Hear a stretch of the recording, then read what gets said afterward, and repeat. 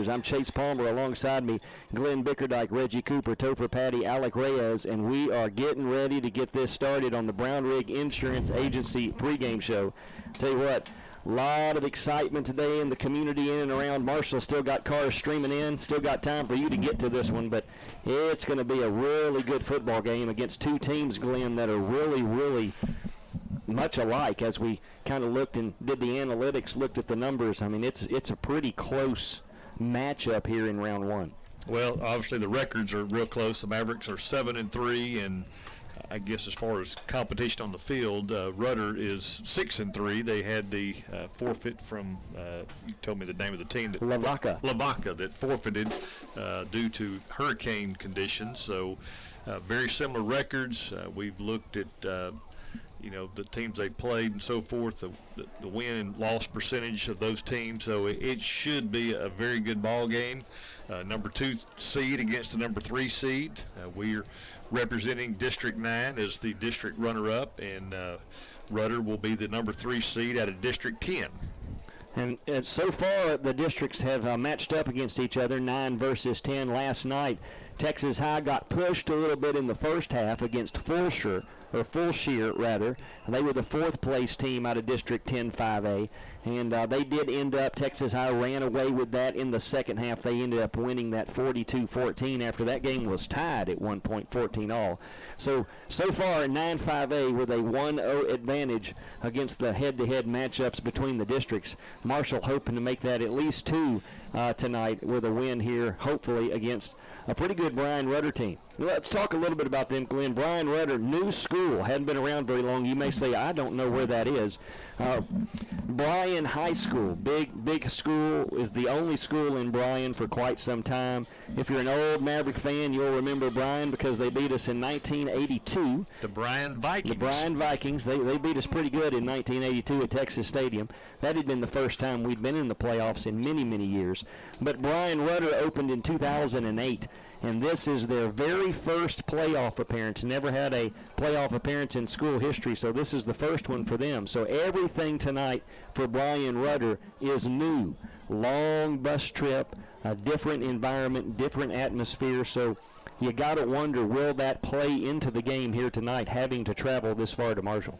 Well, it's certainly an advantage to be able to play on your home turf, and as we talked about throughout the season as we were jockeying for playoff spots in the 5 and 6A, you finish in the top 2, you get to host a first-round playoff game, and a huge advantage, I feel like, for the Mavericks to not have to sit on that bus for, I know they broke their trip up, but that's a long bus ride, and like I say, whether you're on a charter or a yellow school bus or whatever, it's just a long travel, and muscles kind of cramped up, and so hopefully we can send them on a long bus ride home with a loss under their first playoff game and give them their first loss. Well, I checked with the Marshall Athletic Department earlier in the day today, right about 7:30, 8 o'clock this morning.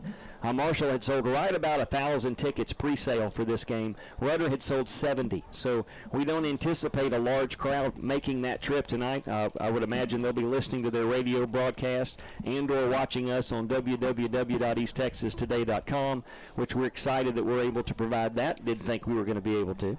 I guess we're going to talk a little bit about kind of what happened on those. At least the word that I got, that the confusion was that it was Fort Bend Marshall that the UIL had wanted to step up, I guess, and do their broadcast. I think they may be undefeated, and that's what the confusion was, where we thought we wouldn't be able to stream the game. Well, I think we actually were contacted. I think they messed that up at the UIL. Okay. They contacted us and said, contacted the wrong Marshall team. That's right. That is, I believe that is my understanding of what happened. And late this morning, we get word that we will be able to provide that service. So we're pretty excited about being able to do that. So let's take just a minute. We're here on the Brown Rig Insurance Agency pregame show. Let's just take a minute and look at some of these matchups. Looking at Rudder, they come into this one 7-3 with the forfeit. They're 3-3 in district. When you look down at their wins, In their preseason schedule, Glenn, Bastrop, they beat them 50-23. Bastrop finishes the season 4-6. El Paso Americas, they win that one 44-7. They finish the season 5-5. And then they beat Elgin 51-0, killed them. Elgin finishes the season 0-10. When you look at the preseason schedule and you compare that to Marshall's, really not a comparison there. Exactly. You think about football, whether it's high school, college, or pros, you really can break it down into 3 seasons. You have your non-district or non-conference, or in the pros, preseason, those games just kind of getting you warmed up for your different district or your conference. Of course, throughout the district play, your eyes on the playoffs. So we've finished, seasons 1 and season 2, and now as we get to season 3, it's, win or go home. And as you mentioned, I think our non-district schedule was certainly stellar compared to theirs, and of course they blew out their opponents. But we'll get to see, I think, in this contest how the strengths of the district. We saw our number 1 pretty much have their way with their number 4 last night. Your 2s and 3s are going to be more indicative of the strength of your district. Yeah, and when you start looking at those head-to-head matchups, obviously the Mavericks lose to Texas High. Marshall lost that game earlier in the season 27-12. When you look at the Fulshear game with Brian Rudder, Rudder beats Fulshear 17-12 in a very close football game. Of course, Fulshear gets blown out last night by Texas High, 42-14. You can't read a whole lot into that because Fulshear made a 6-hour trip up to Texas High last night. That's a long trip to play a football game. And if you're doing your algebraic equation, somewhere you've got to figure in that the Mavericks had 7 turnovers against Texas High. Yeah. We don't want to forget about that. I'll tell you, folks, when you look at this stuff, it is very interesting. When you take the opponents that Rudder beat, so we're only looking at who they beat. Rudder's opponents in their wins, they finished the season a combined 21-38. Marshall's opponents, who we beat, very similar, a combined 21-47. Right. So this is about as close statistically as a football game that you can find on paper. All right, let's talk a little bit about who we need to watch for Rudder here tonight. But I'll tell you what, let's go ahead and take our first break on the Brown Rig Insurance Agency pregame show. Folks, you're listening to the Marshall Mavericks and the Bryan Rudder Rangers. We'll talk a little bit more about what's coming up right after this. This is Matt Moore, General Manager of Marshall Ford and Maverick Chevrolet in Marshall. If you're in the market for a newer pre-owned vehicle, take the short drive over to Highway 59 South and come and visit us. All of our inventory can be seen on the web at marshallford.net or at maverickchevrolet.net. With the largest discounts in East Texas, you're sure to find what you're looking for. If you haven't done business with us before, come see what you're missing. And if you have, we look forward to seeing you again soon. Marshall Ford and Maverick Chevrolet, your hometown automotive dealers. Well, ladies and gentlemen, welcome back here to Marshall's Maverick Stadium, where the Mavs get set to take on the Bryan Rudder Rangers in the first round of the Texas High School Playoffs. I'm Chase Palmer, Glenn Bickerdike, Reggie Cooper, Topher Patty, Alec Reyes, and we're here on the Brown Rig Insurance Agency pregame show. And Glenn, let's talk a little bit about the players to watch. It starts, everything on offense for Bryan Rudder revolves around the coach's son, E.J. Izar. He is the coach's son, and you look at his numbers. He's thrown for well over 2,000 yards, 2138 to be exact.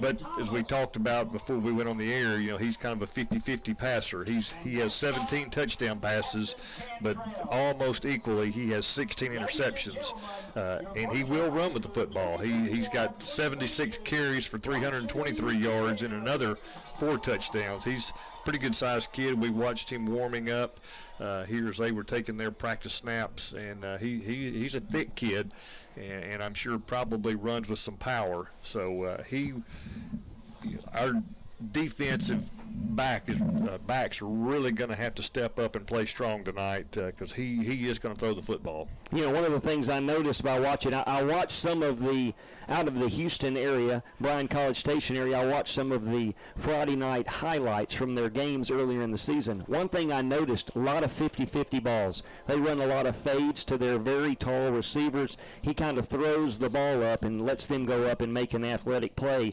That's, they call them 50-50 balls for a reason, and that is indicative in his interceptions. He's almost 1-to-1 there. So Marshall, we've struggled with that a little bit this season, those 50-50 balls, but we do have a whole lot of interceptions. The Mavs have 14 on the season, so that is going to be an interesting matchup when you look at that, our interception ratio versus the interceptions he throws. So looking, they don't have a lot. Running back's not something that we see a lot with them. Trey McClinton will be the running back tonight. 95 carries, 550 yards, 3 touchdowns. Not a big yardage amount for them running the football. Again, most of what they do by and through the pass. The names you'll hear: Kelvin Holmes, 39 catches, 597 touchdowns. Jaquise Martin, 40 catches, 575 yards, 6 touchdowns. And don't know if I'm gonna get this right. Nathaniel Figures, 25 catches, 465 yards, 3 touchdowns. The key tonight: can we stop Kelvin Holmes and Jaquise Martin? Those are the 2 big ones. Yeah, they are. It's like, and I mentioned as far as the defensive backs, we're going to have to play well, but we're going to have a pass rush like we've not had all year. We are not going to be able to give this young man, Izar, I think that's how we're going to say it, Izar. If we give him time to throw, it could be a long night for the Maverick defense. Yeah, Marshall defense coming into the game tonight. I talked to Coach Greedo earlier in the week, and this defense is on pace to be statistically the best defense Marshall has had since the state championship season in 1990. The Mavs have given up 2,831 yards this season, averaging right at 283 per game. They've only given up 149 yards on the ground average rushing, and they've only given up 133 through the air. Marshall has really done well limiting people that can throw the football. Best one I can think of and point to, Hallsville. Quarterback came in, Mosley. He was throwing for about 2,100 yards. I believe in that game he had 87, so the Mavericks really shut him down. Well, we did, and I think the game plan, I think we will need to see a similar game plan tonight in shutting him down. And I thought the Mavericks did a fantastic job against Jace Mosley. He, like I say, probably from a statistical standpoint was the best passer in our district up through that game, even over the McCowan kid out of Jacksonville. So looking a little bit at we told you a little bit about Rudder. We've told you a little bit about first playoff trip for them, first playoff game in school history. Conversely, let's talk about Marshall. Marshall High School opened in 1898. 110 years separate the opening of Marshall High School and the opening of Brian Rudder. This is Marshall's 33rd playoff appearance and will be our 72nd playoff games. The Mavs are 39, 30, and 2 in school history throughout those playoff games. They've got 1 state championship, 2 state finals, 3 semifinal appearances, and 7 regional appearances. Before the game, Coach Jerry Poth, who coached here several years ago and is now at Crosby, who won last night. So Brian Rudder Marshall gets Crosby. The winner here gets Crosby. And I saw him over there, and I welcomed him and gave him a hug, and I said, hey, welcome back. And he said, I was telling my kids about it, this place got a lot of history. And I said, yes, we do. Yes, we do. So it's kind of neat to look at that and see that and know how long that's been around. Yeah, there's a lot of these schools, and I've played high school football and been following it. I'm 56 now, and it amazes me how many schools are out there that I've never heard of before. I mean, even some of the bigger schools. There's just so many schools as cities grow or add another high school. But Marshall certainly has a rich tradition when you think about being around for over 120 years. Yeah, a long time Marshall High School been around, and the Marshall Mavericks have played football here for a long time. And I was talking to Bill Harper, one of our coaches from days gone by. He was my high school football coach, just a wonderful guy. I was talking to him earlier today, and I said, 39, 30, and 2. And the funny thing is, the vast majority of those games were from 1988 forward. That's really more of a present-day history than past. So he was involved in a lot of those, and just really neat to be a part of that and to be a part of that here tonight. Still a lot of time, folks, to get to the game, and we see now it's looking up Maverick Drive back to Pinecrest Drive, bumper to bumper coming in, and that's exactly what we wanted to see here tonight. I say with them on, you would think most of the folks that have made the trip from Bryan would have bought their tickets in advance. So of those 70 tickets sold, looks like most of those are already fastened into their seats over there, and hopefully that'll be all the crowd will see for them, and the Maverick fans are going to show up in full force and really get behind our boys and kind of be to steal from the Aggies, kind of be that 12th man. Still time to get here, folks. Jump in the car and head this way. We're going to take one more break on the Brown Rig Insurance Agency pregame show. When we come back, we'll talk about the Maverick offense as we get ready to take on the Bryan Rudder Rangers. Stay with us. We'll be right back after this.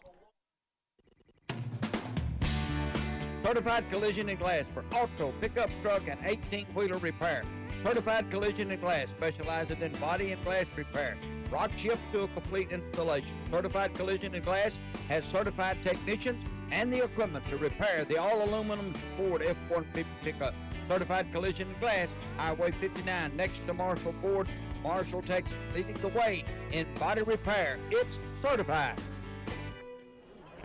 Well, back here at Marshall's Maverick Stadium, where your Marshall Mavericks are getting set, we're about 15 minutes away for the first round of the Texas High School Playoffs, the Mavs and the Bryan Rudder Rangers. Glenn, let's talk a little bit about the Maverick offense. Marshall comes into this one 7-3 tonight, 6-1 in district. About as even an offensive production on the season as you can be. The Mavericks 3,001 yards on the season, averaging right at 300 yards per game. 1482 running the football, 1519 passing the football, and that is a really, really balanced attack. And I think what we've seen through the season is Marshall does what the opponent gives them. If they give us the run, we take it. If they give us the pass, we try to take that. Well, when you can be balanced, I think that plays into your favor because it's hard for the team, the opposing team, to prepare for that.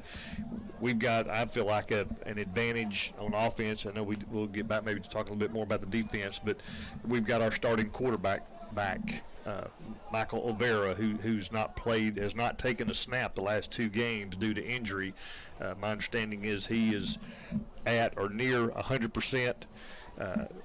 Certainly would expect that he'll be the starting quarterback, but we've got, as we saw the last 2 weeks, we've got options if he's either unable to go or if we maybe want to kind of catch them off guard, bringing in Bird Robinson, or of course they want to bring in Sloan from a passing standpoint. So we've got some options there, but you think about the weapons that we have with J.Q. Davis and Ja'Cory Smith at wide receiver and Domore Robertson. Those kids have just stepped up all year, and actually I look for the same thing tonight, for them to make big plays. And to tell you folks listening at home how much of a difference 1 year makes, looking back at Marshall in 2020, Marshall finished the regular season with 2,672 yards of total offense. The Mavs only had 873 yards rushing for the entire season.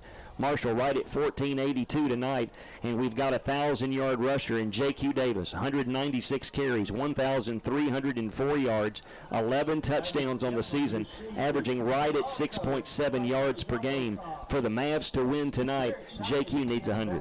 I totally agree. If he gets 100 yards, I think the Mavericks win. I think I would go ahead and place my bet that the Mavericks are victorious if he gets into triple digits in yards carried or yards rushing.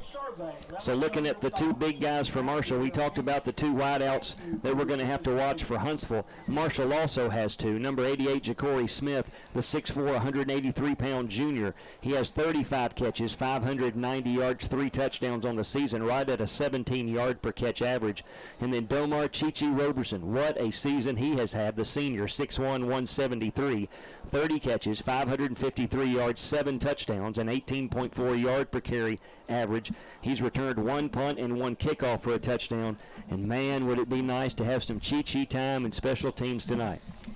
I think special teams, we don't usually spend a whole lot of time talking about special teams, but we talk about the evenly matched teams. What we feel like this will be, the special teams are certainly going to be key tonight if we have a close game. Of course, I always like our chances when we have Buck Buchanan kicking the football, and in a field goal or a missed extra point could be the difference in tonight's contest. So looking at Marshall, looking at the Mavericks tonight offensively, they have kind of picked it up as of late over the last several weeks. 363 against White House, 240 against Mount Pleasant, 530 against Hallsville, 226 against Nacogdoches. You're starting to see that production be more consistent. And you look at those last 2 games, and that's with an injury to Michael Olvera, total switch of offense. So I think that actually is going to help us tonight, because if something's not going right with Michael, or Collier or Bird, we have some options now that we may not have had about 3 or 4 games ago. Right, and I think we've been able to execute with those other guys taking snaps, so there shouldn't be any uncertainty if any of those 3, or I guess even if you throw Domar in there, he took a few snaps. We've over the last 3 weeks we've had 4 different kids take snaps at quarterback. Well, it's going to be a good one here tonight, folks. A very, very even football game. The Mavs at 7-3. They finished in second place in District 9-5A. Only lost to Texas High, who remains undefeated, 10-0 on the season. I believe they're ranked 6th or 7th in the state. Is that right? I believe so. They've been in the top 10 all season, and like I said, last night's victory, they were 9-0 going to the playoffs, and they've won handily, running their record, like you said, to 10-0. So also a little side note tonight. This could be interesting. Coach Greedle comes into this one his 3rd season in Marshall. He's 19-12 as a head coach. A win tonight puts him at 20. So I'm sure that would be kind of a neat thing to add to the underlying little the things in a game. So that would be neat to get him to 20 here tonight. Michael Olvera, let's talk a little bit about the Mavericks quarterbacks. Michael Olvera comes into this one, hadn't played in 2 weeks. He's 78 of 141, 1,049 yards, 6 touchdowns, 6 interceptions, 55.3% average. Michael struggled a little bit late in the season before he got hurt. 6 interceptions, a little bit not correct, I guess, or a little telling. 5 of those in one game. So it wasn't like those were stretched out over the season. Really, those were in that second half against Texas High. Yeah, that certainly did skew his numbers. Collier Sloan comes into tonight 27 of 59, 426, 3 touchdowns, 6 interceptions. And interceptions for Marshall, that's kind of been our boogity bear. And thrown some in the end zone. Collier's thrown 2 in the end zone in the past 2 weeks. So I don't think we can turn the ball over much tonight and win this football game.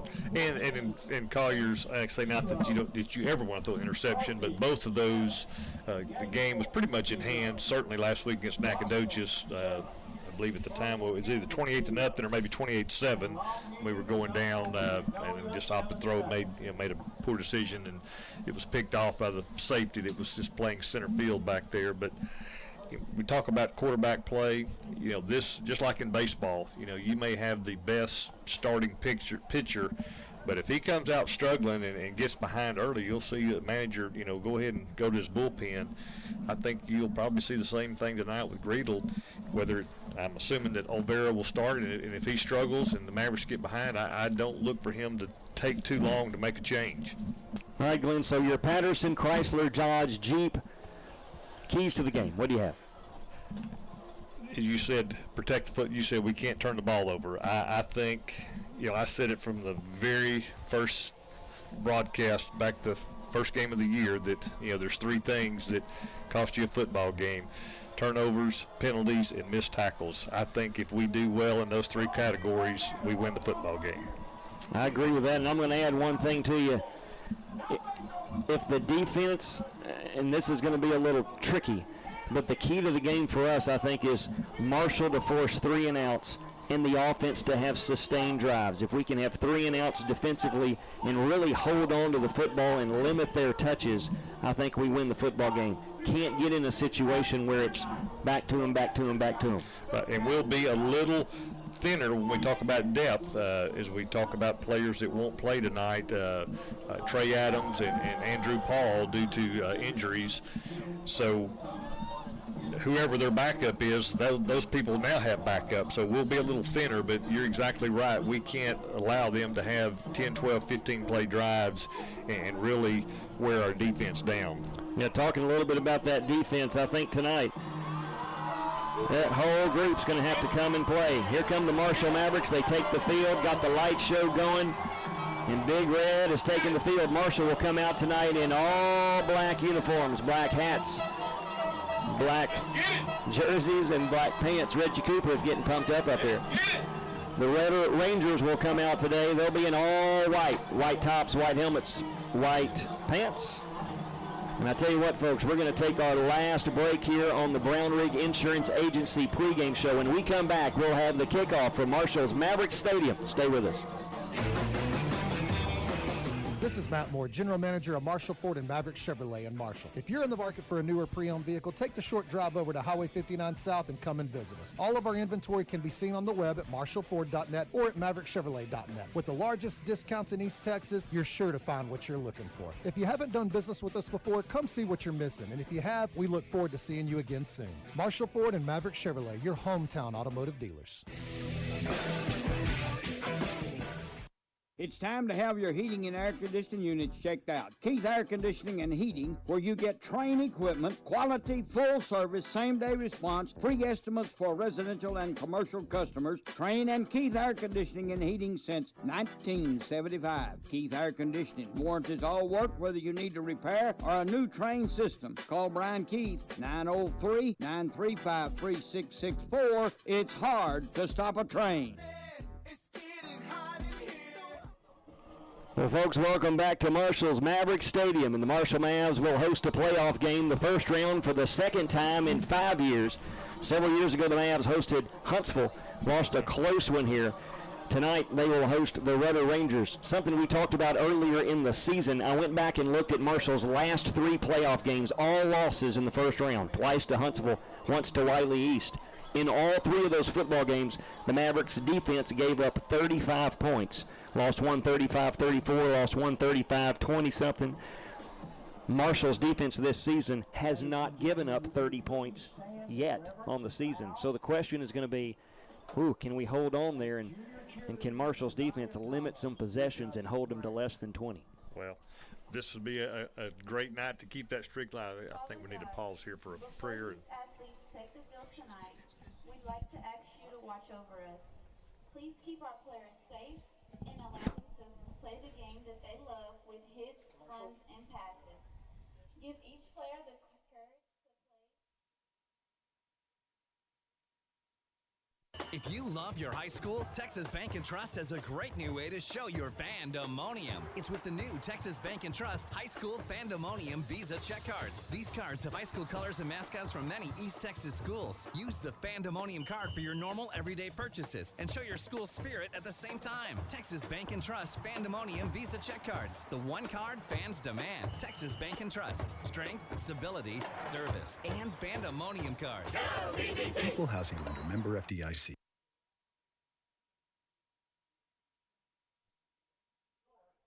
Folks, welcome back. Well, folks, welcome back here to Maverick Stadium. We're going to have God Bless America. We'll let you listen in on that, and then we'll have the national anthem.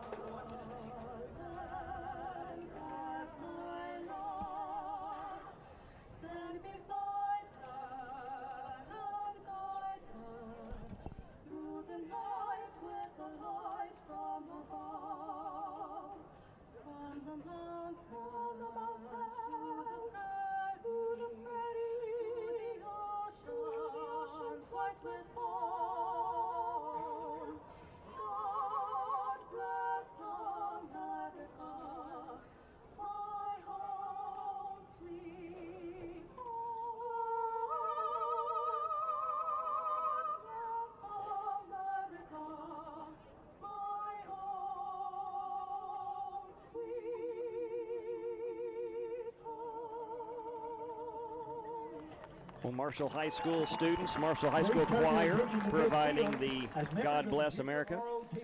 And Marshall's junior ROTC out displaying the colors as the Big Red Pride plays the national anthem. We'll let you listen in.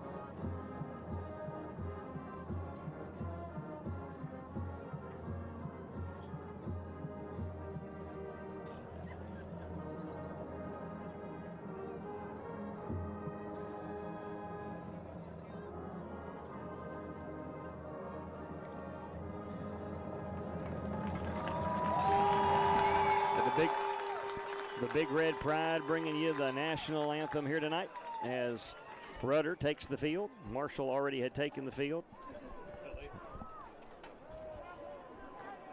There we go. Wasn't turned up. Yeah, Rudder, I guess their coordinator didn't have it planned very well. They were busting through their little chute there, or their tunnel, as the national anthem was being played. They had to kind of shut it down. But I thought they might have been using the national anthem as their entrance. Well, maybe so. Maybe they feel like they're America's team or something. That's right. Well, the band for Rudder not here yet. We know they're coming. We see the bus is arriving right now, but probably got caught up in a little traffic. So Marshall, again, a really neat thing Marshall's done this year, had some students go out with the kids early in the season, or all the home games go out and do the coin flip. So tonight you've got, looks like Bo Burris, and I believe that is going to be Michael Olvera out there for the coin flip. So that's pretty neat to see. We'll see how the coin flip goes here. The coin toss tonight is going to be brought to you by Texas Scrap and Salvage, as they have done all season long. So pretty neat. Got a Dallas crew here tonight, actually going to let our little helper do the toss. that was cool. She actually did the coin toss. Looks like Marshall's won the toss. They're looking at us, so we'll see. Yep. And then we're going to defer. So it means we should be kicking. Hopefully maybe they'll choose to kick, and we'll get it both halves. Love that decision. Love that decision. That has happened a few times. So yeah, so Marshall does win the coin toss here. They elect to defer to the second half. So Rudder will be receiving. Marshall will be kicking right to left on your radio dial. So Texas Scrap and Salvage coin toss tonight. As Marshall wins the toss, they elect to defer. So remember, don't flip a coin to decide what to do with your scrap. Take it to Texas Scrap and Salvage. They pay top dollar for your salvage. So we're going to see. This is going to be probably a very easy call to start the football game. Buck Buchanan kicking. Should be a touchback, and we're about to get it on. This is all games are big, but especially this one tonight for the seniors. It's win or go home. So this will most certainly be their last time to take the field in Maverick Stadium. So win or lose, this will be the last time these seniors will play here before they graduate in the spring. So hopefully the Mavericks will come out on top, and we will be playing Crosby sometime next weekend. Really good crowd here at Marshall's Maverick Stadium. Still some tickets to be had, folks, so jump in the car. We still got some headlights coming down Maverick Drive. So Maverick fans have come out tonight, got a lot of cowbells, a lot of clickers. You can hear them, I believe, through the radio. So here we go. Marshall, Brian Rudder about to kick off the first round of the 21 Texas State High School playoffs in Class 5A Division II. Buck Buchanan will be kicking off for the Mavericks. He'll be kicking right to left on your radio dial. He'll kick from the 40 left hash. Here's the kick, and it will sail out the back of the end zone. And Rudder will start at their own 25-yard line. That hit at the top of the A, about 7 yards deep into the end zone. So Rudder will open their possession at their own 25. And I would suspect that we'll probably see a pass on first down, Chase, if we're kind of predicting how this game's going to play out. So here we go. The Marshall Maverick defense takes the field first. Again, the Mavs come out tonight, all black uniforms, a blackout in Marshall, black helmets, black tops and bottoms, all white for the Rudder Rangers, trimmed in green. So here we go. Izar in the shotgun, a back on either side. Two receivers right, one to the left. Ball will be spotted on the left hash from the 25. Izar sends one man in motion out of the backfield. They throw it to him quickly. Marshall comes up. Oh, my goodness. They've got a pass down the field on the trick play, going to be a touchdown. Somebody got lost, and they do the quarterback throws it over to the running back, who throws it downfield, and it's an easy touchdown. Yeah, that was a backwards pass, a legal play. I kind of saw that in the making, and when I looked and saw number 12 streaking down the sideline, the Mavericks bit 100% on the run, and he went untouched. He probably could have literally walked in those last 20 yards. Not a great start for the Maverick defense. No, that's not reading your keys and staying with your man. DB comes up, leaves his man wide open in a 75-yard pitch and catch from Izar, and that's an easy way to start. And that doesn't even take 10 seconds. 11 seconds. So we're going to keep it right here. Marshall gives up a touchdown on the first play of the football game. Rudder goes 75 yards in one play. Here Kyle Dansby scoring recap, and that's a punch in the gut right there. Can I say for all of us, the players, the fans were into it, and I think everybody just kind of gasped when they saw that play unfold. I know I certainly did, because I looked to try to find any Maverick that could potentially run him down, and it just wasn't happening. Couldn't get a look at that. I don't know if that was Montana Warren that left or James Perkins. It's going to be one of those defensive backs that came up. So let's see what Marshall does here. Marshall trailing early. I mean, we've had one play in this one, and the Mavericks find themselves down 7-0 to Brian Rudder. So here we go. From the 40, Rudder will kick off. Left to right, rather. Back deep for the Mavericks will be number 7, Montana Warren. And I believe that's going to be number 3, Domar Roberson. Here comes a high kick. Fair catch will be called by Marshall at the 35-yard line. Let's see, they're going to mark it at the 34, so that's where the Maverick offense will start. Yeah, that was Carlos Hill over there in the up back position, second line. He called fair catch, and it will be good starting position for the Maverick offense. They will take possession to see where they're going to. I'm not sure where he's going with the ball. It was the umpire. He's headed towards our end zone.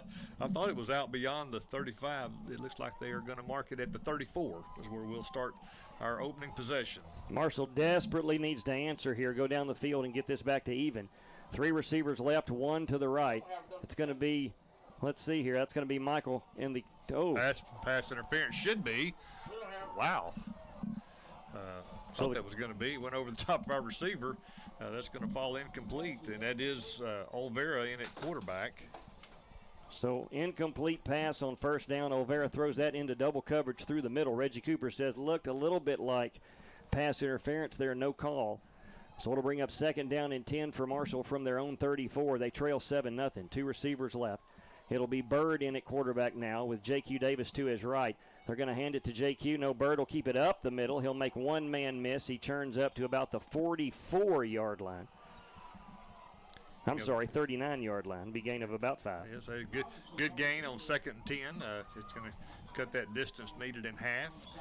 As we know, if you've followed us throughout the season, the opening possession has never seemed to be on Marshall's favor. Have struggled throughout the season on the opening drive. We'll see what happens here on 3rd and 5. 3 receivers right, 2 to the left. Olvera in the shotgun on 3rd and 5 from the 39. Takes it quickly, gets it out. Pass will be complete to Domar Roberson. Catch will be made at the 45. First down. Very, very good play call there. Just what we needed for the first. Robertson goes just beyond the first down marker. He sets it down, and Olvera hits him right in the gut, and it's going to move the chains for the Maverick offense. So it'll be first down and 10 for Marshall from the 45-yard line. Again, our score early here, 7-0, as Brian Rudder scores on the first play of the football game. 2 receivers left. It'll be Bird Robinson in the shotgun, heavy formation for Marshall. JQ right there behind him. He'll now move to his right. Bird takes the snap, hands it off to JQ. He'll make one man miss, but he'll be snowed under. He'll lose a yard. They'll mark him about the 44. Brian's defense, or Rudder, I guess I should say, their defense is they're stacking plenty of men up in the box. They know what Davis can do, and that's his first carry of the night, and he's going to go for a 1-yard loss on his opening carry. Second down and 11 for Marshall. Ball on the left hash from their own 44-yard line. 7-0 with 10:09 to play here. Brian Rudder with the lead. 3 receivers right, 1 to the left. Olvera in the shotgun, takes the snap, drops back, gets it across quickly, but it's batted away right at the last minute. That was a great defensive play. The linebacker, Jamarcus Jones, he came over. If he doesn't get a hand on that, that hits Domar right in the hands, and he possibly might go the distance, but great defensive play by Rudder. It's going to set up the marker showing should be 3rd down. I looked across the way and it was showing 4th. It's going to be 3rd and 11 here for the Maverick offense. Big play for the Maverick offense. Yeah, big play here for Marshall's offense. 9:58 to go in the first quarter. They trail 7-0 from their own 44 on 3rd and 11. 3 receivers right, 1 to the left. Olvera in the shotgun with a back to his right. Takes the snap, drops back. Here comes Rudder. He's going to get this one off, and it's going to be overthrown, incomplete. Marshall will be forced to punt. Well, the Mavericks, look on the positive note compared to what we've done this season. Did pick up a first down in that opening drive. That's something that's really been a struggle for us all season.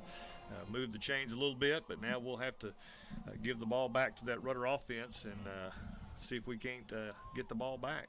Mavericks punting from their own 44-yard line. Buck Buchanan will stand right at his 30. Marshall ISD athletics programs help students achieve the highest level of success, both on and off the field. Got a timeout. Got a timeout on the field. Intellectually, emotionally, and socially. So I believe the timeout's going to be on Marshall. So let's see here. 4th down and 11. So let's see. We're going to keep it right here.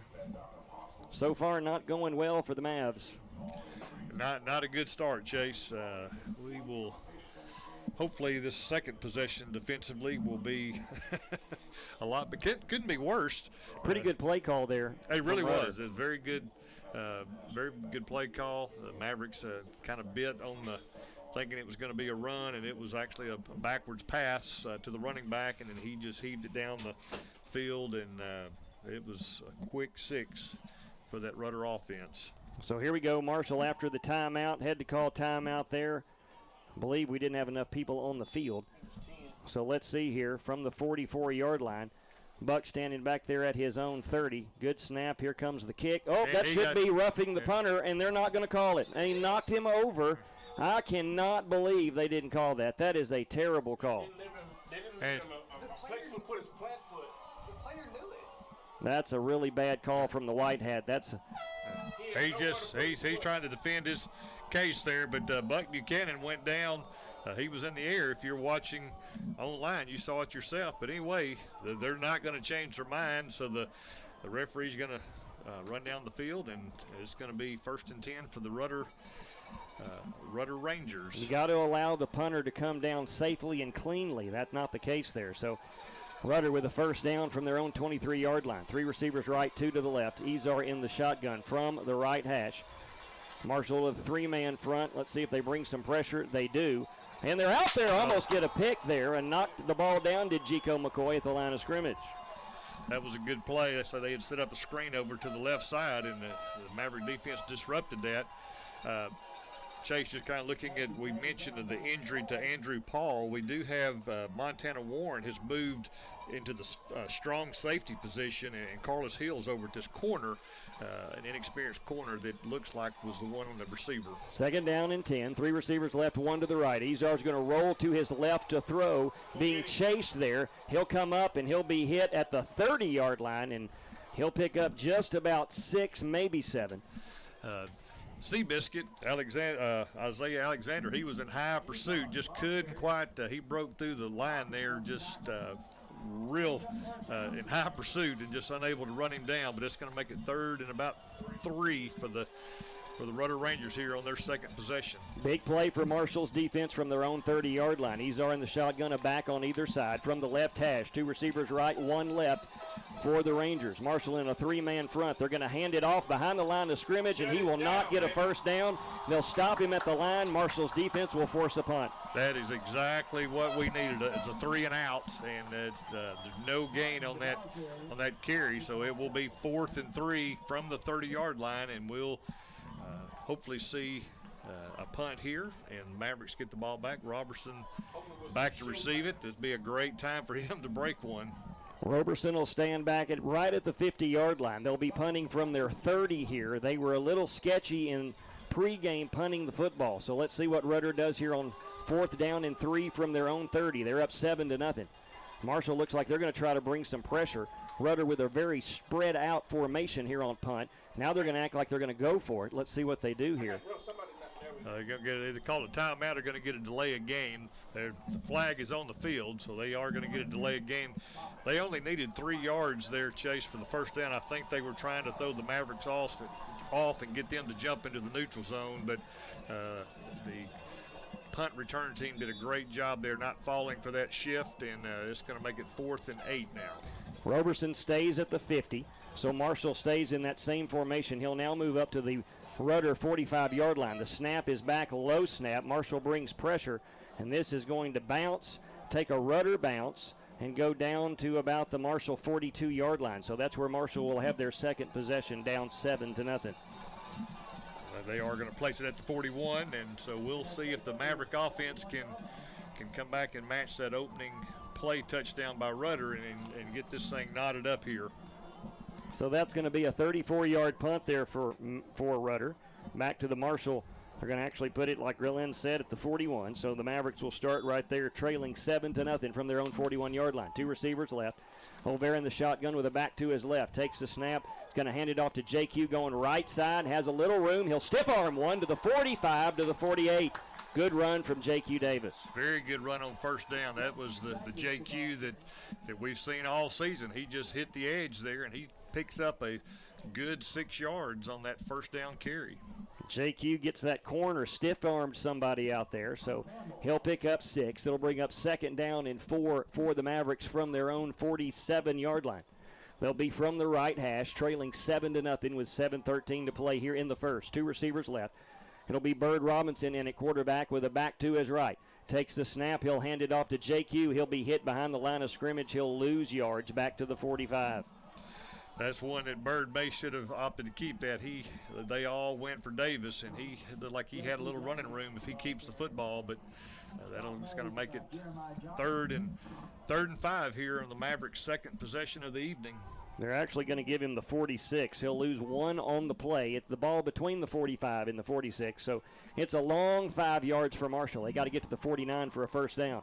2 receivers split wide each side. Olvera in the shotgun with the back to his right from the right hash. We'll bring one man in motion. It'll be Burris right to left. Olvera drops back. He's in trouble. Steps up. He is going to go down. Going to be sacked all the way back to the 41. Yeah, that protection just gave away pretty quick there. The Maverick offensive line unable to hold out that big defensive front for the Rudder Rangers, and it's going to take it all the way back to the original line of scrimmage. It's going to set up 4th and 10. So Marshall's offense really struggling here, not able to do anything on the ground against the Rudder 4-man front. They got some athletes up there, big kids. So Marshall's defense holds, so does Rudder's. So the Mavericks will punt from their own 41-yard line. Snap back to Buck Buchanan. Here comes the kick. Going to be a good kick. Going to hit and roll, hopefully. Oh, let that roll, Sam Palmer. So it stops it at the 25. He should have let that roll. Yeah, it looked like it was headed on down towards the Rudder end zone.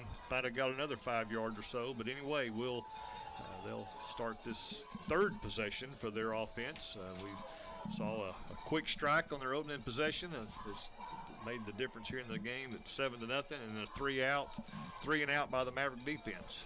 So 5:42 to go in the first. Mavs trail by 7-0. It'll be Rudder football from the 25.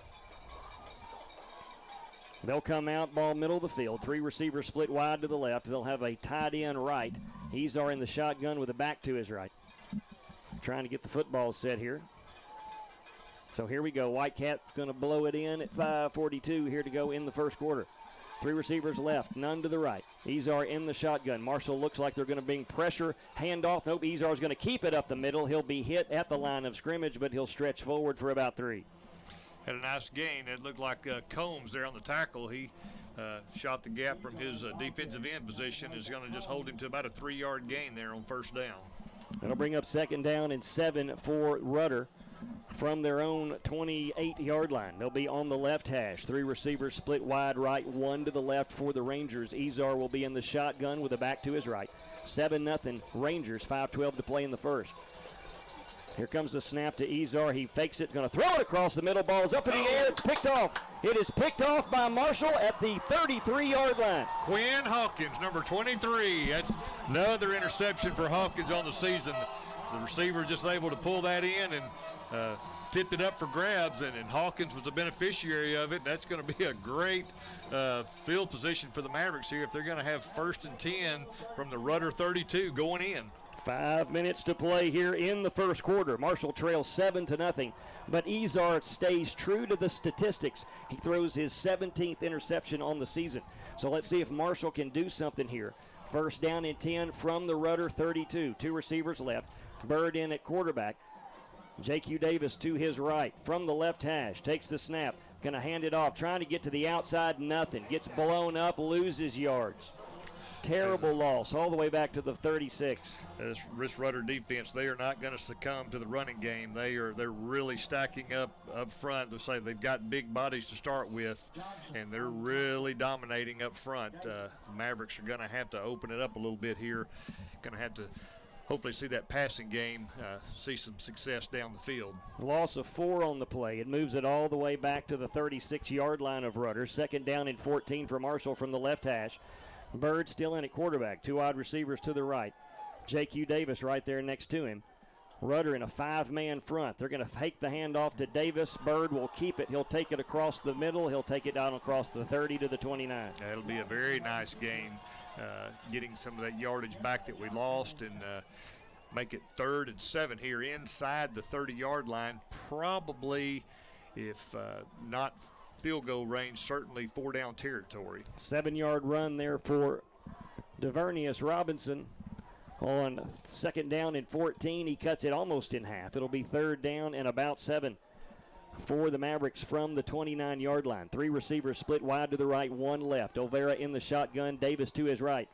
Here they come, 5-man front for Rudder. Takes the snap, fakes the handoff, looking across the middle, has a man wide open. He slips and falls. They had, when you look at the coverage, we had 3 guys split out to the right there, and they only had 2 defensive backs. We had a man open, and I don't know if that was blown coverage on their part or if it just shows that they're playing for the run. So that would have been a easy 1st down there for the Mavericks, and number 88, Ja'Cory Smith, falls. That was a pretty good pass. Would have hit him right in the numbers. Oh, absolutely. That would have moved the chains. And I'm really kind of taken back here while we're punting from their 29-yard line. This doesn't make sense. So the Mavericks line up to punt on 4th and 6, and they do from the 29. It's a pooch punt. Got to get down there and cover. Don't know if the Mavericks will do it. They do. Where are they going to spot the football? I'm watching the side judge here. He is going to give it. That's going to be at the 1-yard line. Let's see where they mark it. Now he's saying touchback. He came out and marked it. Oh, my goodness. And that's going to send Marshall's coaching staff into a rigor. That right there, that is a 19-yard difference. And Greedle is out pleading his case. The side judge, he's right there on the line. He's walking out to spot it at the 1, and then all of a sudden, one of the officials in the middle of the field, I'm not sure which one, he starts giving the touchback signal. And they're still talking about it, actually. The question is, did he bat the ball back into play before the ball crossed the plane? Right, that's the question. There is a difference. If you watch, let's see what they're going to do here. Kicking team player's foot was on the goal line when he batted it back into the field of play. That does not matter in high school football. It's where if the ball breaks the plane, he can be standing in the end zone, and as long as he doesn't let it cross the plane, it's a touchback. So 1st down and 10 for Rudder from the 20. Marshall doesn't get the call. 3 receivers left. Izar drops back to throw. It's batted down at the line of scrimmage. That looks like big number 33 there for the Mavericks. Latravian Jackson got both hands on that. Could have almost been an interception. I'll tell you what, Marshall's offense got to do something to help this defense. Marshall punt, turns it back over after the interception at the 32. So 2nd down and 10 for Rudder from their own 20. 3 receivers right, 1 left. Izar in the shotgun. He's going to hand this one off, and he'll fall behind the line of scrimmage. It'll be a loss of a yard. That's the second player that we've seen kind of fall down on their own. We saw Ja'Cory Smith on that pass play fall, and then the running back there, number 6 for Rudder, Trey McClinton. He had a little bit of room to run and just falls down, and it's going to be 3rd and 11 now for Rudder. So from the 19-yard line, a big play for Marshall's defense with 2:40 to go in the first quarter. Marshall trails 7-0. 3 receivers left, 1 to the right. Izar in the shotgun with a back to his left. Let's see if Marshall can do something here defensively. They'll bring some pressure. Big push, big rush from Marshall. And on the way, he's going to throw it away. Oh, he's going to make the catch, but it'll be well short of the 1st down, right at the 25. Yeah, he's going to be 5 yards short if they are going to rule it a catch, but it's going to set up 4th and 5 at the 25 for Rudder. Yeah, he caught it right. That was a good pass from Izar. He was being chased by Seabiscuit. Yeah, he was under heavy pressure by Seabiscuit. He was literally on him when he made the throw. Well, they're going to say, I guess they're going to say it was incomplete. No. Yeah, hang loose, guys. They're moving it. They're moving it to the 26. So it's going to be 4th down and about 4 for Rudder from their own 26-yard line. Ball left hash. So it looks like they're going to punt this. Marshall's offense got to do something. 2:19 to play in the first quarter. Marshall trails 7-0. As we await the punt from Brian Rudder. Taking their time here. High snap. Marshall doesn't bring a lot of pressure. Chichi Roberson is going to field this one. Now off he goes at his own 45, and he'll be hit and tackled back at the 40. I believe they're going to call that a fair catch, though. Well, nope. No, he just threw his beanbag down where it was first touched, but Chichi trying to make something happen, just couldn't get away from the tacklers, and he's actually going to lose a little bit. It's going to be a negative return from where he fielded the ball. But still good field position for the Mavericks. They'll be 1st and 10 at their own 40. With the exception of one trick play, both offenses have done nothing here early in this one. 7-0 our score, Rudder with the lead. So let's see if Marshall can do something. 1st and 10 from their own 40-yard line. 2:07 to play here in the first quarter. Marshall trails 7-0. 3 receivers left, 1 to the right. Olvera in the shotgun. Marshall needs to throw the football. 5-man front. He's going to get it off quick. He's got a man wide open at the 40, 35, 30, 25. And it's going to be the big man Smith. He'll take it to the 24. Olvera had just enough time to get that ball away. He was hit as he released the ball, but Ja'Cory Smith was running right down the seam, and he makes the catch. And best play on the night for the Maverick offense is they are threatening at the 24. So 1st down and 10 for Marshall from the Rudder 24-yard line, from the left hash, trailing 7-0. 3 receivers right, 1 left. I think Olvera can pick them apart, Glenn. So here we go. Olvera in the shotgun. J.Q. Davis to his left. 5-man front for Rudder. Here they come. He'll send J.Q. Davis out of the end zone. A pass to Roberson, touchdown. That was a good call there by the coordinator. They've sent Davis in motion and kind of pulled that linebacker out, and Chichi, he streaks down the seam, and he's going to make the catch for the touchdown. 24-yard pitch and catch from Michael Olvera to Domar Chichi Roberson on a little, looked like just a, what was that, a slant? Or I'd say it was, I would call it, I guess, more of a flag route. He was headed out. There you go. So Marshall gets on the board. It looks like we can throw on these fellas, so as we await the point after. Oh, they're going to be offsides. That's a good job from Marshall. They went to a 2 count today. I was told early they weren't going to go on 1. They were going to go on 2. Hold your water. That is going to be a 5-yard or a offsides penalty. It'll move us a little closer. It'll be half a distance to the goal. So here we go. 1:26 to play here in the first quarter. It's 7-6 as we await the point after. Let's see what the Mavericks do here. It's not like Buck needed that extra yard to make this one. So as we await the snap, Chichi Roberson holding. Snap is back, hold is down, kick is up, and it is good. And just like that, the Marshall Mavericks only take 3 plays, and they tie it up at 7. 7-7 with 1:26 to play in the first. Stay with us. You're listening to Marshall Maverick Football on the heartbeat of East Texas. Rewards card in your smartphone mobile wallet and be ready to earn rewards with every purchase. Details at rrcu.com. Enjoy extra features like card swap and Visa purchase alerts. Your cards are always safe when they're in your RRCU mobile wallet. RRCU is federally insured by NCUA. So, folks, welcome back to Maverick Stadium. The Marshall Mavericks take only 2 plays to go 60 yards, both on the arm of Michael Olvera. The last one, a 24-yard pitch and catch from Olvera to Domar Chichi Roberson.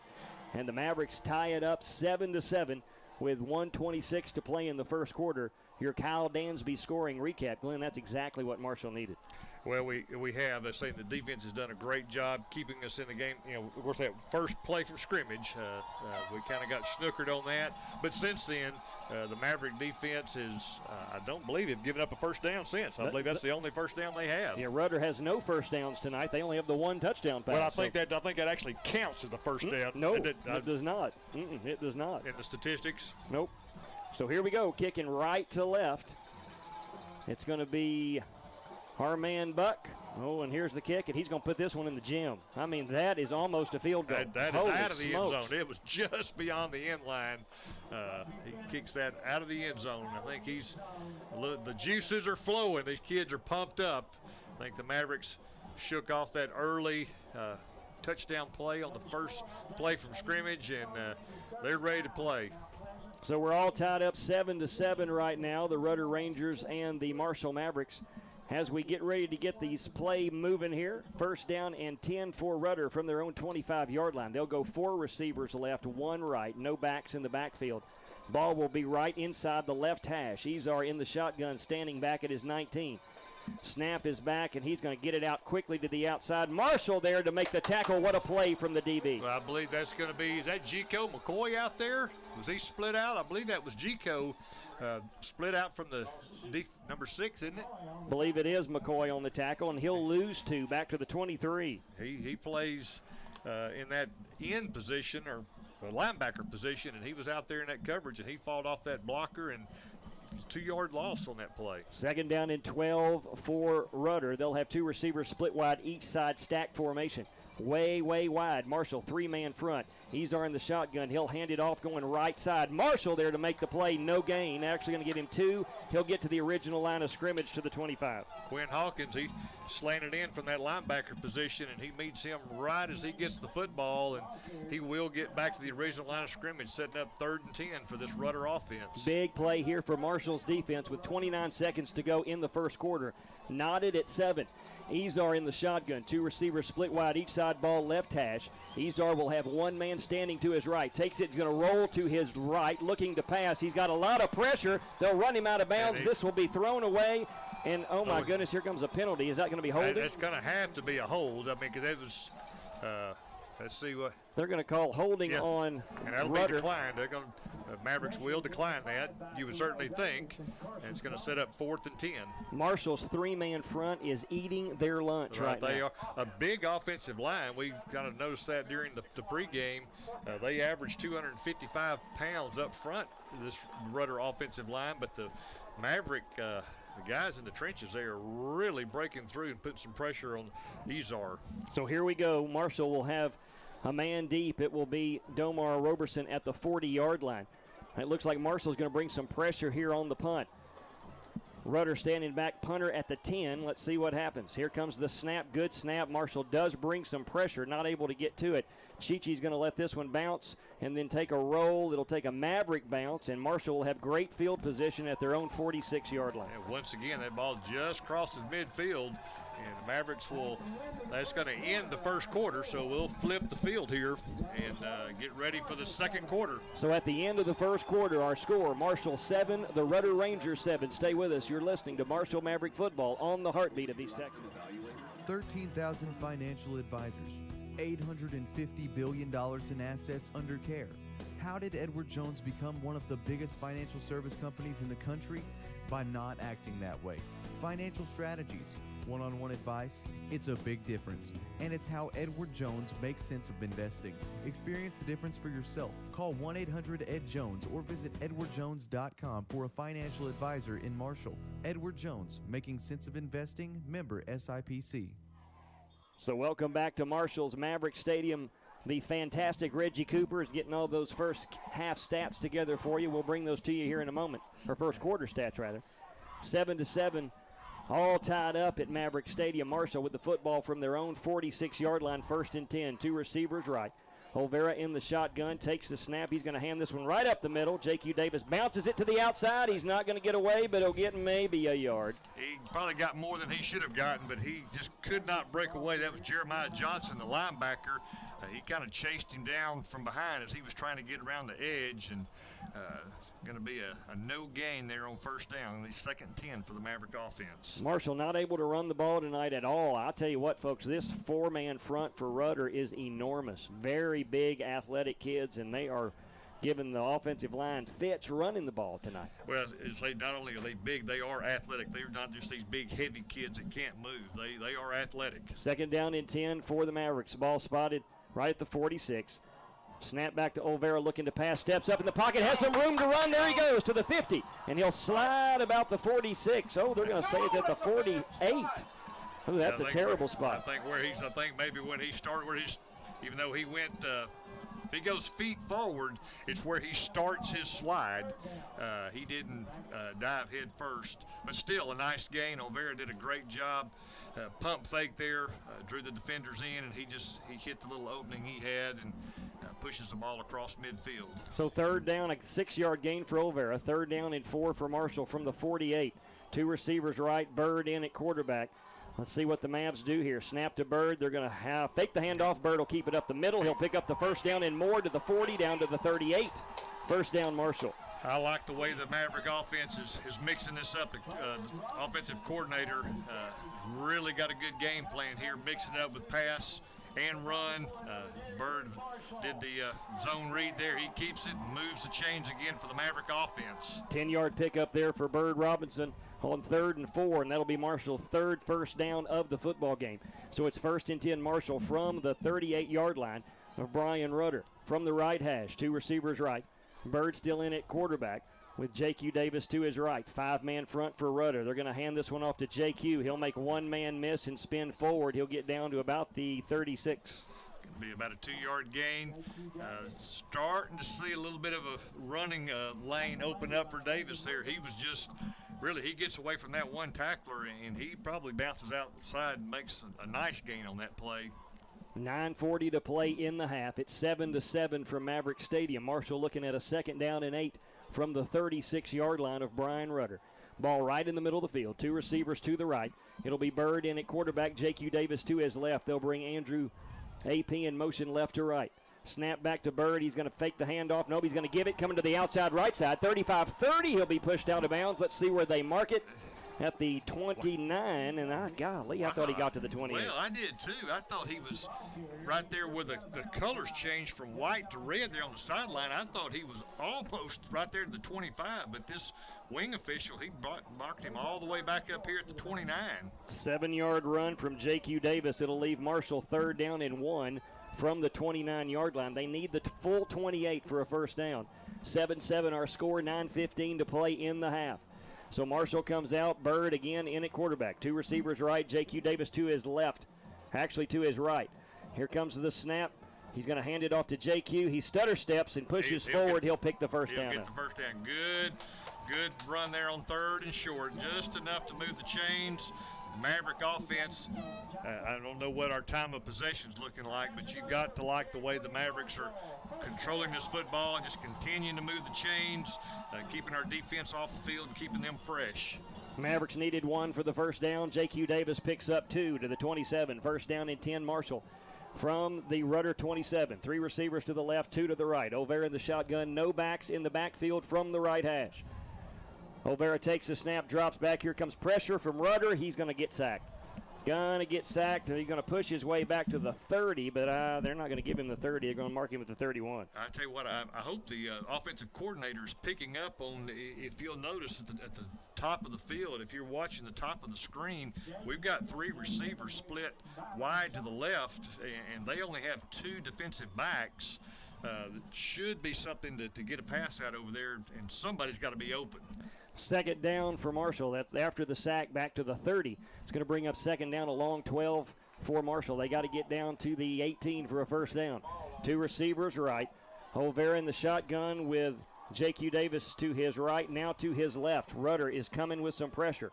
Hands it off to Davis. He'll make one man miss, goes up the middle. He'll cross the 30. They'll mark him to the 28. Yeah, he's going to get back right about to the line of scrimmage. I think they're going to mark him, maybe he's going to be just a tad short of the original line of scrimmage. At the 28, 3rd and 11. This is going to be this 4-down territory here, I believe, from the 28. Yeah, I say Buck Buchanan was certainly nailing field goals. I think if at worst, we're probably a field goal attempt. So here we go, 3rd down, big play, 3rd and 11 for Marshall from the Rudder 28-yard line. 3 receivers left, 1 to the right. Olvera in the shotgun, got single coverage, only 2 receivers on 2 guys out there on 3 receivers. Let's see what they do. Olvera's going to be in trouble. He's going to throw it away. They're going to say that's a fumble, and off he goes. Going to be a touchdown, Rudder. That was a throw, and they're going to call that a fumble recovery. Yeah, I think it looks like his arm would, but I think looks like the football may have come out before his arm started forward, and we're going to give away a 6 right there. Wow. And I tell you what, but for Marshall's offense tonight, just struggling. I mean, Rudder should not be leading this football game. They had a trick play for a touchdown and a fumble return for a touchdown, and Marshall's got to protect the football. What a change of events there. Marshall had some momentum. 7:02 to play, and Rudder runs it back for a touchdown. We'll give you the distance on that in just a moment. As we await the point after. Oh, that takes the air out of the stadium. And I don't think they've got enough people out there. They don't have enough folks. So Rudder not going to get this one off. Yep, they do. Kick is up, and it is good. So after the long fumble return, Marshall gives a 7-pointer to the Rudder Rangers. It's 14-7. Stay with us. We'll be back after this.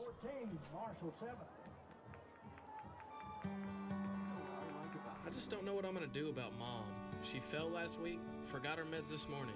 What's next? My friend told me about Premier Home Care.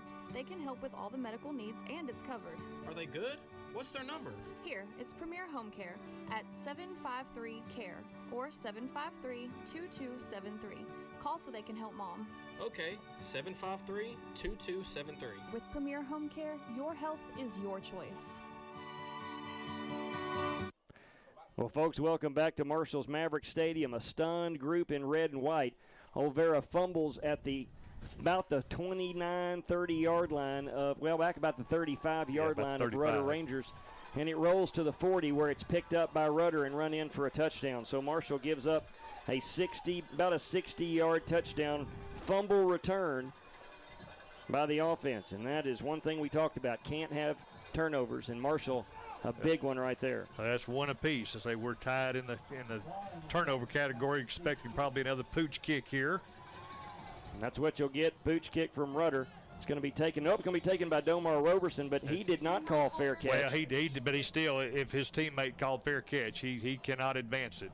Once a receiving team member signals for a fair catch, it is dead once received or once caught. So Marshall will start from the Rudder 35-yard line, and really only a trick play and a crazy fumble. The only reason Rudder has the lead in this one with 7:02 to play in the half. Marshall has got to score. Like I say, the offense was just starting to click a little bit there, and then just had that mishap, and it's like Bird will come back in at quarterback. So first down and 10 for Marshall. We don't have enough folks out on the field right now either. And we're down under 10 seconds. We better get with it or we're going to start out 5 yards further back. Two receivers to the right. Bird takes it. He hands it off to J.Q. Davis, trying to get to the outside. He will, but he'll only pick up about a yard, maybe two. I say he's just not able to find daylight out there. He's having to fight for every little yard he can get. He just can't seem to get that hole that he can squirt through and get a big gain. Only a 2-yard pickup there. They'll mark it right at the 37-yard line. So Marshall struggling to run the football. Second down and a long 8 for the Mavericks from their own 37-yard line. Two receivers to the right. Bird in the shotgun. They'll bring one man in motion left to right. It's AP. Yeah, it's going to be a false start on the Mavericks. The defense kind of jumped a little bit. They did move into the neutral zone, but it looks like somebody on the left side of the offensive line is going to give those 2 yards back plus some. So things not starting to go Marshall's way here. The Mavericks really need to get back on track. Not sure we can go down 2 scores here in this one. 6:22 to play in the second quarter. It's 14-7 Rudder. Marshall looking at a second down and about 14. I think we've seen enough of the game here. We know we can play with these guys. I mean, they're big, but we just 2 plays there that's keeping us from having the lead. So here we go. Bird in the shotgun, a man to his left, 2 receivers right, takes it. We're going to try to run it again. He does have a crease there. J.Q. Davis will cut it up. He'll take it to the 39. Yeah, that's going to be one of his better runs. He's going to pick up about 7 yards on that, maybe 8. Reggie says 7. It's going to make it 3rd and 6 here as the Mavericks are just short of the 40-yard line. Needing a first down here with 5:44 to play in the first half. Mavs really need a 5-yard drive or 5-minute drive. We need to tie this thing up going into the half. Well, and we will start with the football. 3 receivers left, 1 to the right. It's going to be Olvera in the shotgun with J.Q. Davis to his left. Takes the snap, drops back, looking to pass. This one's going to be complete but snuffed out. He'll lose a yard. Yeah, that's good play by Jeremiah Johnson. We've called his name out several times. That big 6'4", 190-pound senior linebacker.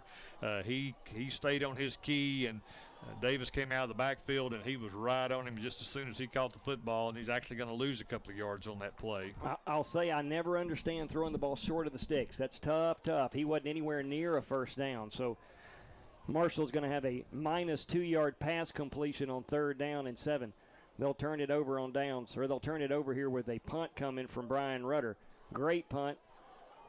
Well, it's going to be short a little bit. It's going to go out of bounds, I think, at the 30. It should be at the 34. Where's he going? He's going to bring it all the way back up to the 40-yard line. It hit and took a Rudder bounce back towards the way they're headed, and it's going to be 1st and 10 from the 40. Marshall's defense cannot give up a touchdown here. They trail 14-7 with 4:43 to play in the half. Marshall's offense has really done just nada tonight. So let's go, Big Red defense. Need a stop. 2 receivers to the left, 2 to the right. Rudder in the shotgun will be Ezar, one man to his left. They'll bring a man in motion right to left. Here's a handoff to him. He's trying to get to the outside. Tackle be made behind the line of scrimmage. They tried the jet sweep. That's Gico McCoy on the tackle there from his linebacker position. It's going to be a no gain on 1st down.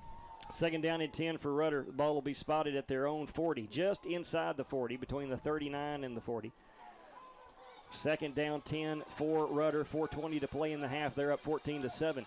They'll bring a man in motion. That should. He's wide open again. Yep, Marshall blows a coverage again, and they'll score.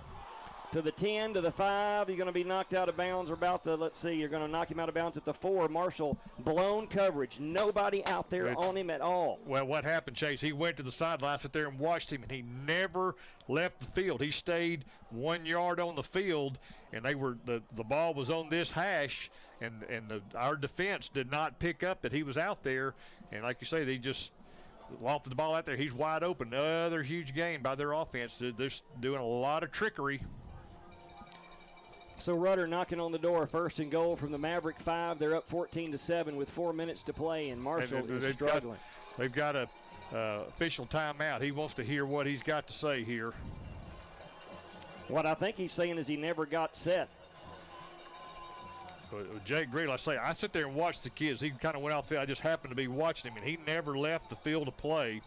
And like I say, if you come onto the field where the numbers are, those are called the 9s. A player has to come inside those before he can go back out, but he never left the field, and that's going to make him eligible.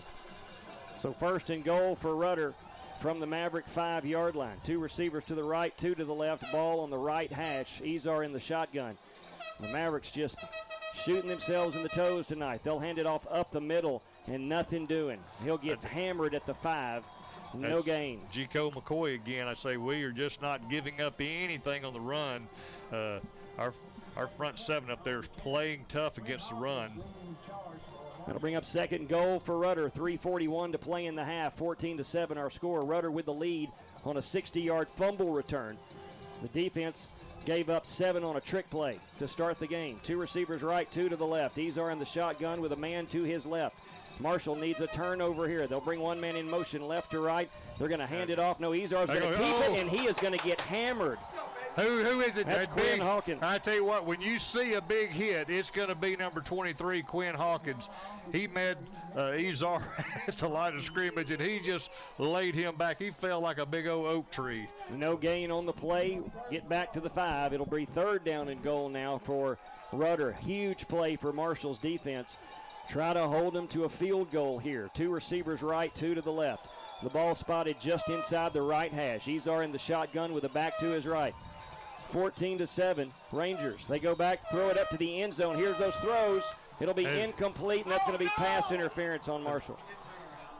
You don't have to turn around in high school. You do not have to turn around in high school.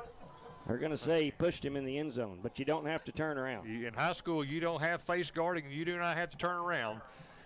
But that's going to be on number 17. So Marshall, that's a huge penalty because they place it at the 2. And I'm not sure the Mavericks can hold them out from there. That'll stop the clock with 2:40 to play.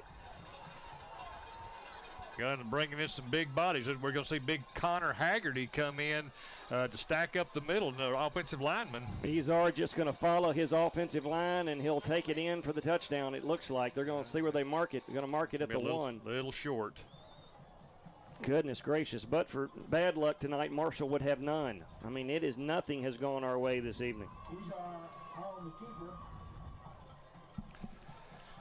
We're down to about 2:20 left in the first half. It's going to be second and goal just outside the goal line. It can't be 6 inches from being a score. So let's see here on 2:08 to play here, right from the 1 yard line. We're going to hand it off, and Izar is going to get across the line of scrimmage, touchdown, and Marshall's going to look at a 14-point deficit going into the half. Goodness gracious sakes. No luck tonight for Marshall. I tell you what, just a couple of, like you say, trickery plays on offense. It's been one for a touchdown, one for a huge gain, and then that defensive touchdown by their defense is the difference in the game here. So the Rudder Rangers will be kicking the point after. They're up 20-7 rather, with 2 minutes to play in the half. And again, nothing but trick plays tonight, or Rudder wouldn't be on the board. Kick is up, and it's good.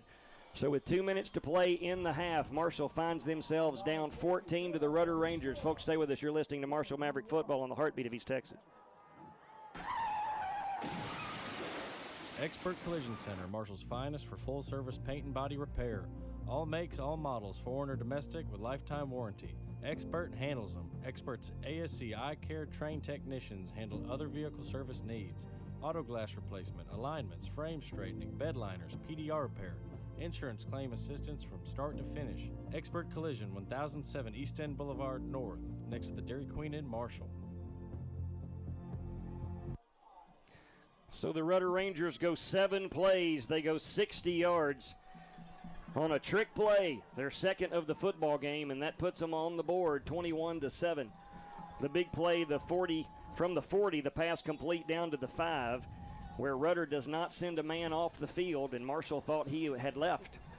No coverage from the defensive back. That's two blown receptions, or I guess coverage there for Marshall. So tough night tonight for Marshall on those 2 plays. Here comes the kick.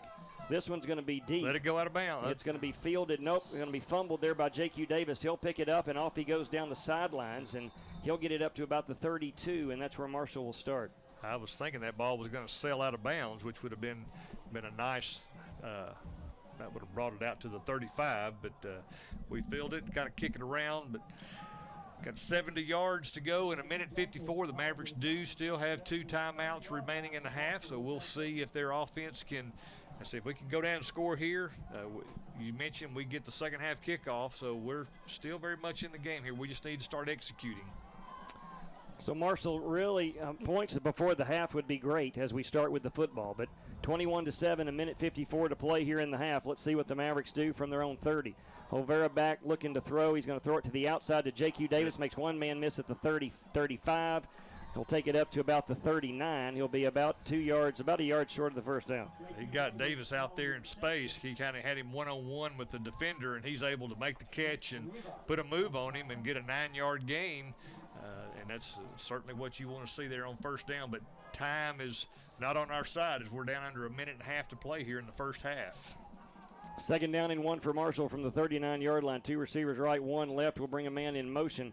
We're going to get it out to Bo Burris at the 41. That'll stop the clock. That'll be a first down. It will stop the clock while the chains move, but the Mavericks are going to, and the clock is still running. I don't know why our home clock operator doesn't stop it when the officials stop the clock. So a 2-yard pitch and catch there. It'll start the clock with 1:05 to play. Olvera takes it, looking for a little dump out to Olvera. I believe there's going to be a timeout on Rudder. No, there's a flag on the play. It's probably going to be a false start. Number 2 offense. 5-yard Burris, a little anxious out there at the wide out. Well, the difference in this one tonight, Marshall offensively Not able to do much in 2 trick plays from Rudder, and it's a 21-7 football game. Probably will be that at the half. And the clock is running. Mavericks don't seem to be really moving to want to try to push this down the field. 3 receivers left, 1 to the right. O'Vera in the shotgun as we go under 43 seconds to play in the half from the Marshall 36-yard line. Rudder's going to bring some pressure. Marshall almost throws a pick, but it'll be complete to Domar Roberson for a first down. That's going to be a first down. That'll stop the clock.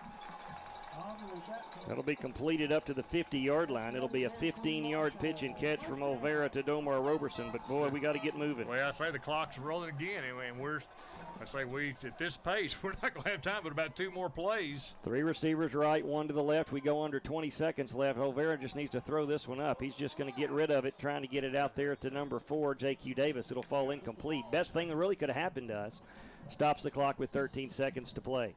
You got to, this is where, we've got 2 timeouts left, but probably only have time for 2 more plays. So you really, realistically need to pick up about another 15 yards here to try to get it in Buck Buchanan's range here for maybe a first half ending field goal.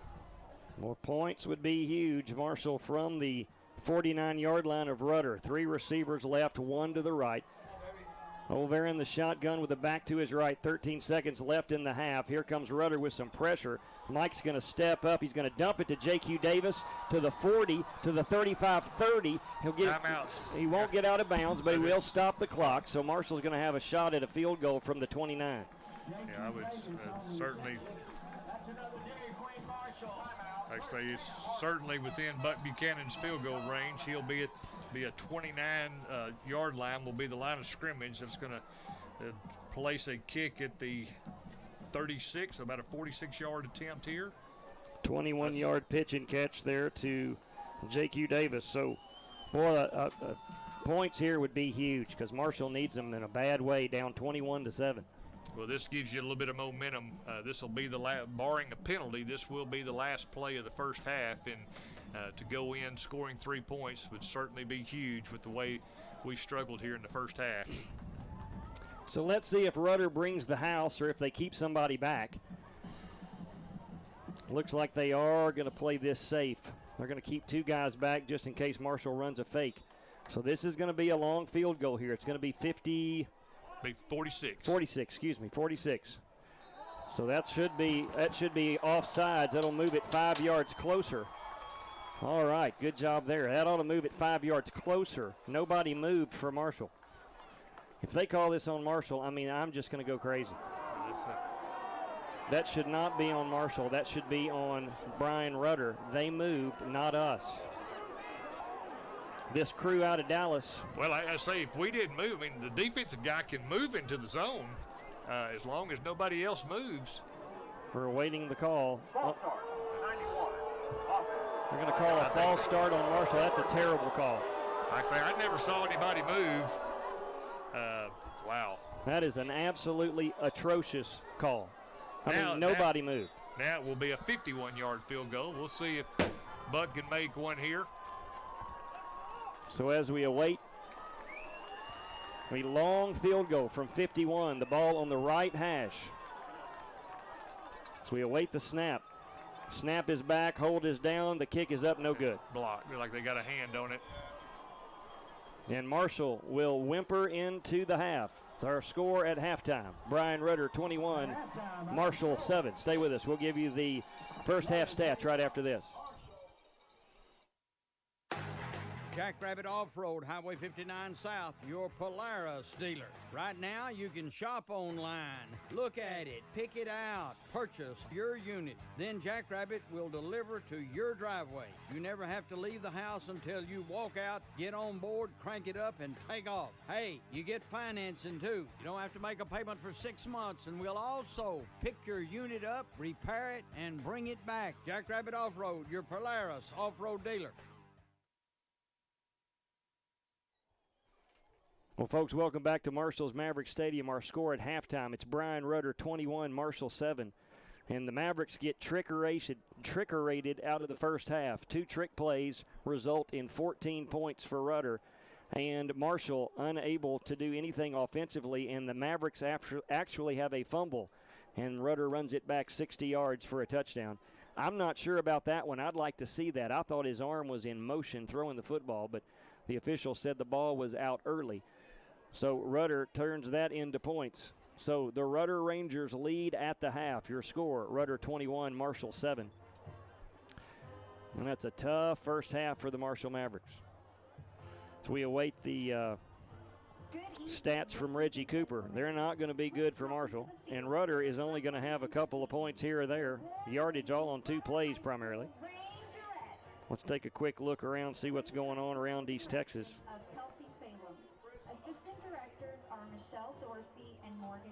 As you hear, the Rudder band is tiny. I'm wondering if that's their entire band or if they just brought a couple. So here's our scores at halftime. Mount Pleasant getting smoked by A&M Consolidated, 41-14. Longview leads Magnolia 28-24 at the half. Montgomery over Nacogdoches 28-7 at halftime. Magnolia West over Tyler High School 49-7 at the half.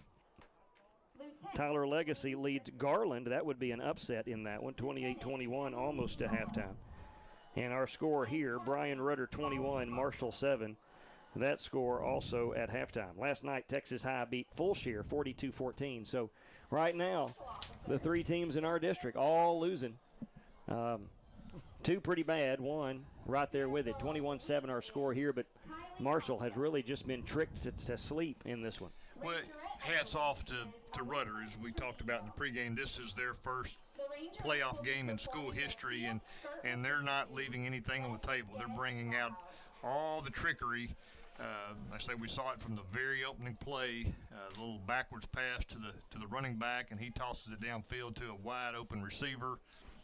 And then, of course, the trick play where the receiver is supposedly heading off the field and stops just a yard short, stays inbounds. The Maverick defenders or defensive backs do not pick up on it. He streaks down the sideline. The quarterback just kind of throws it out there, and all he has to do is just catch it, and he runs down to the 5. And then, of course, the other score, the defensive score where the ball, Olvera gets tackled, and the ball comes out as he's trying right before he tries to throw. And like I say, 3 kind of cheap scores, in my opinion, not really earned by an offensive drive. Well, I am really, I'm getting a bunch of text messages that on that last one, we're kicking the 46-yard field goal, and I've had several people say nobody for us moved. We had several people filming that in the stands. So I think you're right. I think that when the Rudder player jumped, he threw a flag, and instead of just saying, oops, I messed up, they went and said, oh, we saw somebody move, and that cost us 5 yards. They tried to pick somebody out. I'm sure they talked, hey, we've blown. I'm guessing that they blew a whistle because the play stopped, flags on the ground, and see the guy that's out here split wide to the left. He did go into the neutral zone, which he can do as long as he gets back and not an adjacent lineman moves, which would trigger an offsides call. So I think they just kind of came up with something there to penalize the Mavericks 5 yards. But again, that's not the difference in the ball game here. We may have possibly got a field goal if we're 5 yards closer, maybe not. But still, we got to play. I'm not going to say better defense. We've got to play heads-up defense. Besides, you take those two plays away, our defense has played great. Oh yeah, and I tell you what, I'm shocked looking at these statistics. In the first half, Rudder has 13 yards rushing, only 135 yards passing.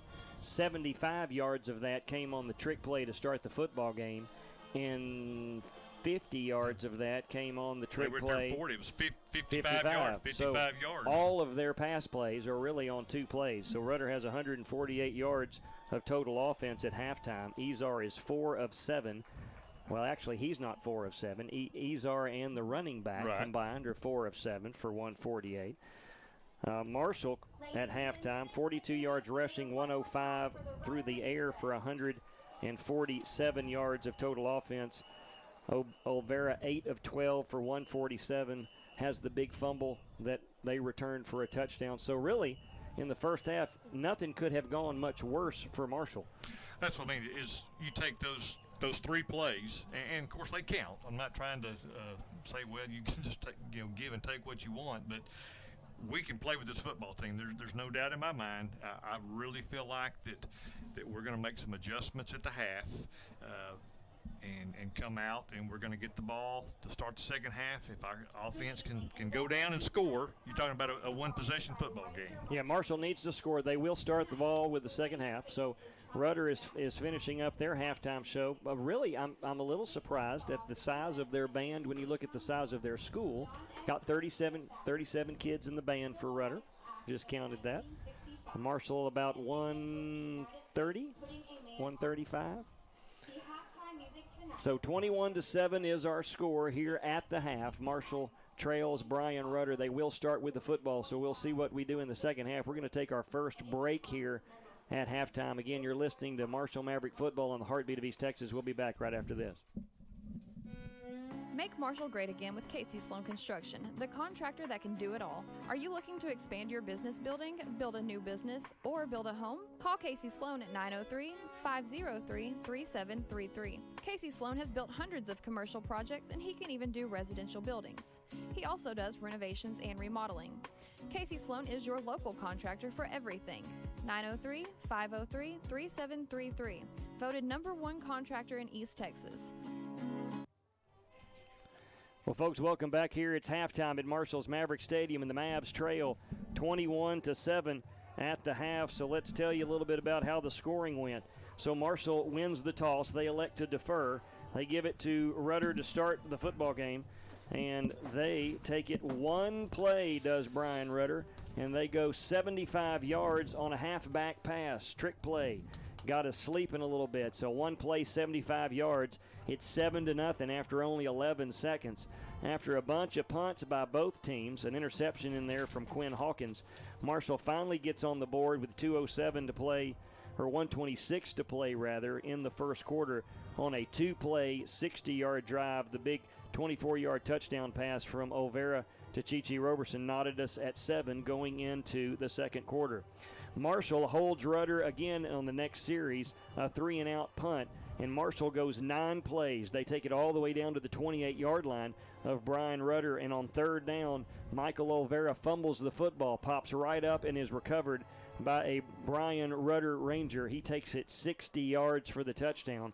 So with 7:02 to play in the second quarter, it was 14-7 Rudder. So Marshall gets the ball back. They punt and turn it right back over to Rudder. And they run another trick play. They run a man off the field back towards their line, back towards their sideline, but he doesn't exit the field of play. So, Glenn, if he went outside the numbers, it would have been a penalty, correct? No, it's if he leaves the field, he has to where the numbers are on the field. Those are called the 9-yard marks. If he's entering the field, he has to at least go to the 9s before he can come back out.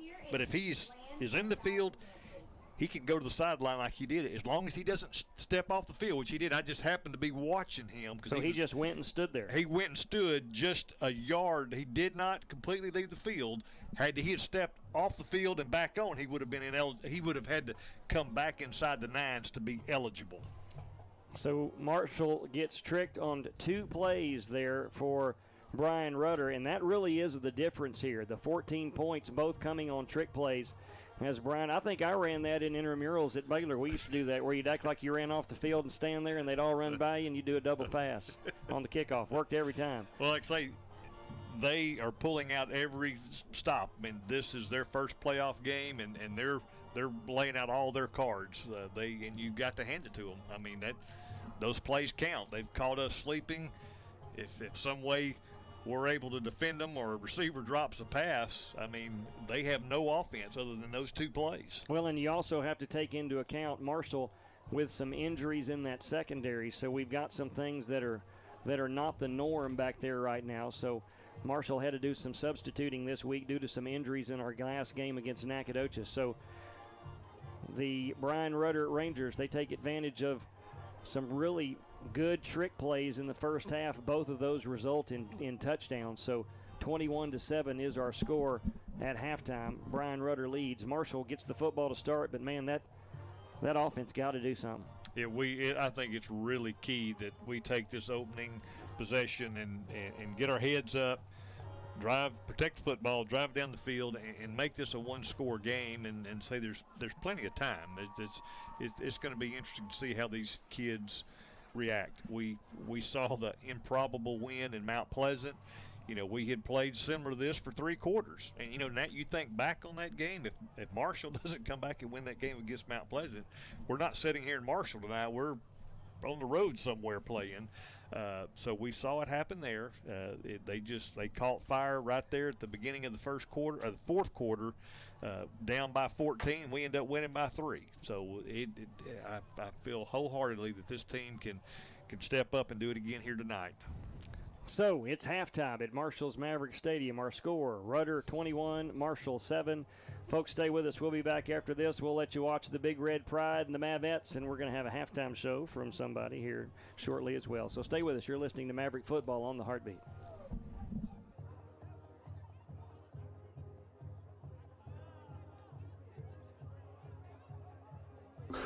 We made it. To say the last year and a half has been tough on all of us would be an understatement. But here we are, ready and excited to move forward with you.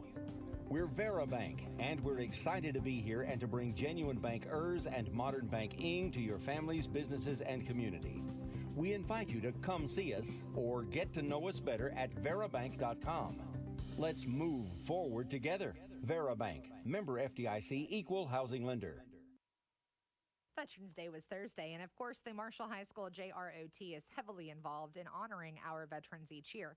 Yesterday, they had a tremendous program at the high school honoring veterans, and tomorrow they will take part in the Veterans Parade in downtown Marshall, presented by the Marshall Elks Lodge, honoring all those who have served. Now, I had the opportunity to visit with Master Sergeant Michael Cumberland, who says the junior ROTC from Marshall High School is incredibly active and wants to give back to the community.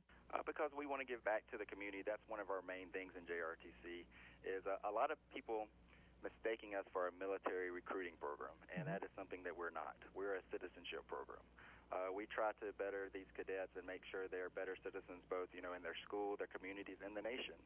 So being able to be any part of any citizenship thing that's going on in the community is really our number one priority.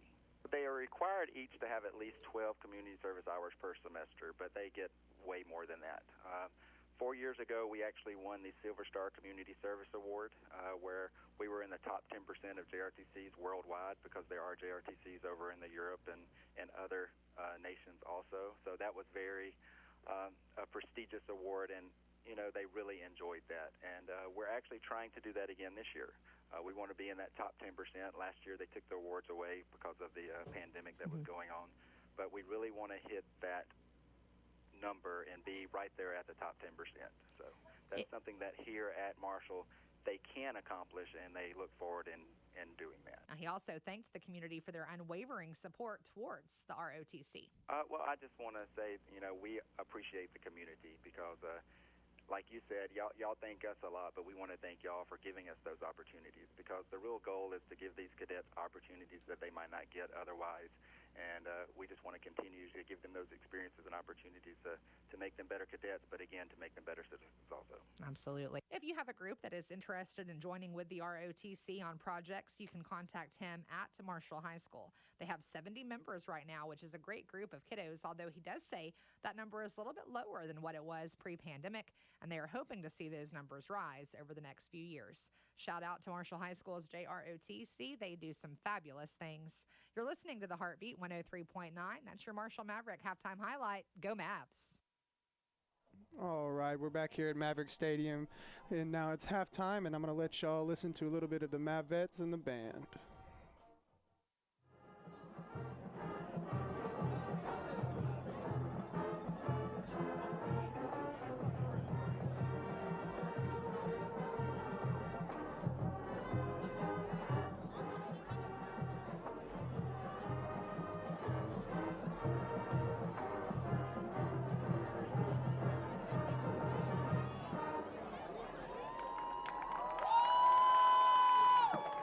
Your Mavet of the Week is Lorena Raimundo.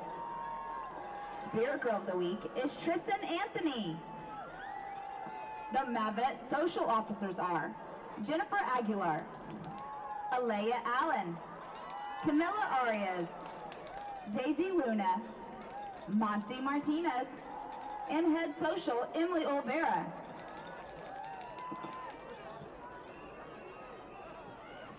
The Mavets are under the direction of Heather Hill, assisted by Shelby Cromings. Tonight, the Mavets would like to entertain you with their streamer routine to Hot Stuff, accompanied by the Big Red Pride Marching Band.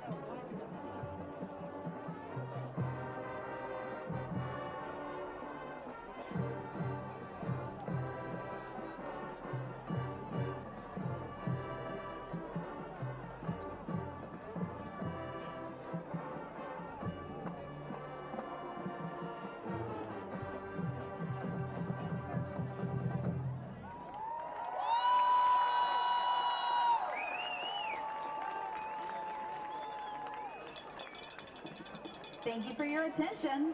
We would also like to thank our Mavet managers, Brooks, Bryden, Yair, Anthony, Logan, and Homalik. Let's hear it for your Marshall Mavets.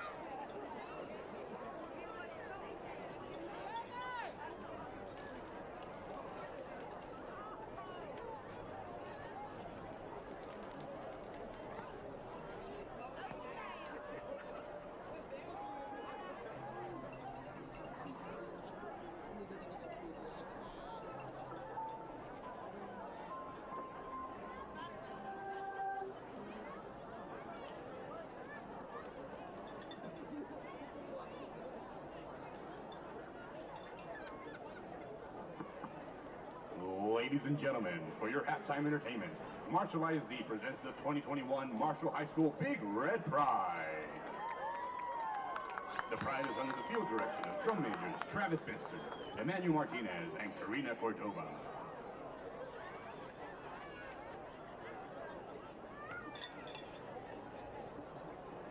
Marcher of the Week is Josh King. Freshman of the Week is Daniel Ramirez, and Color Guard Member of the Week is Makila McRae.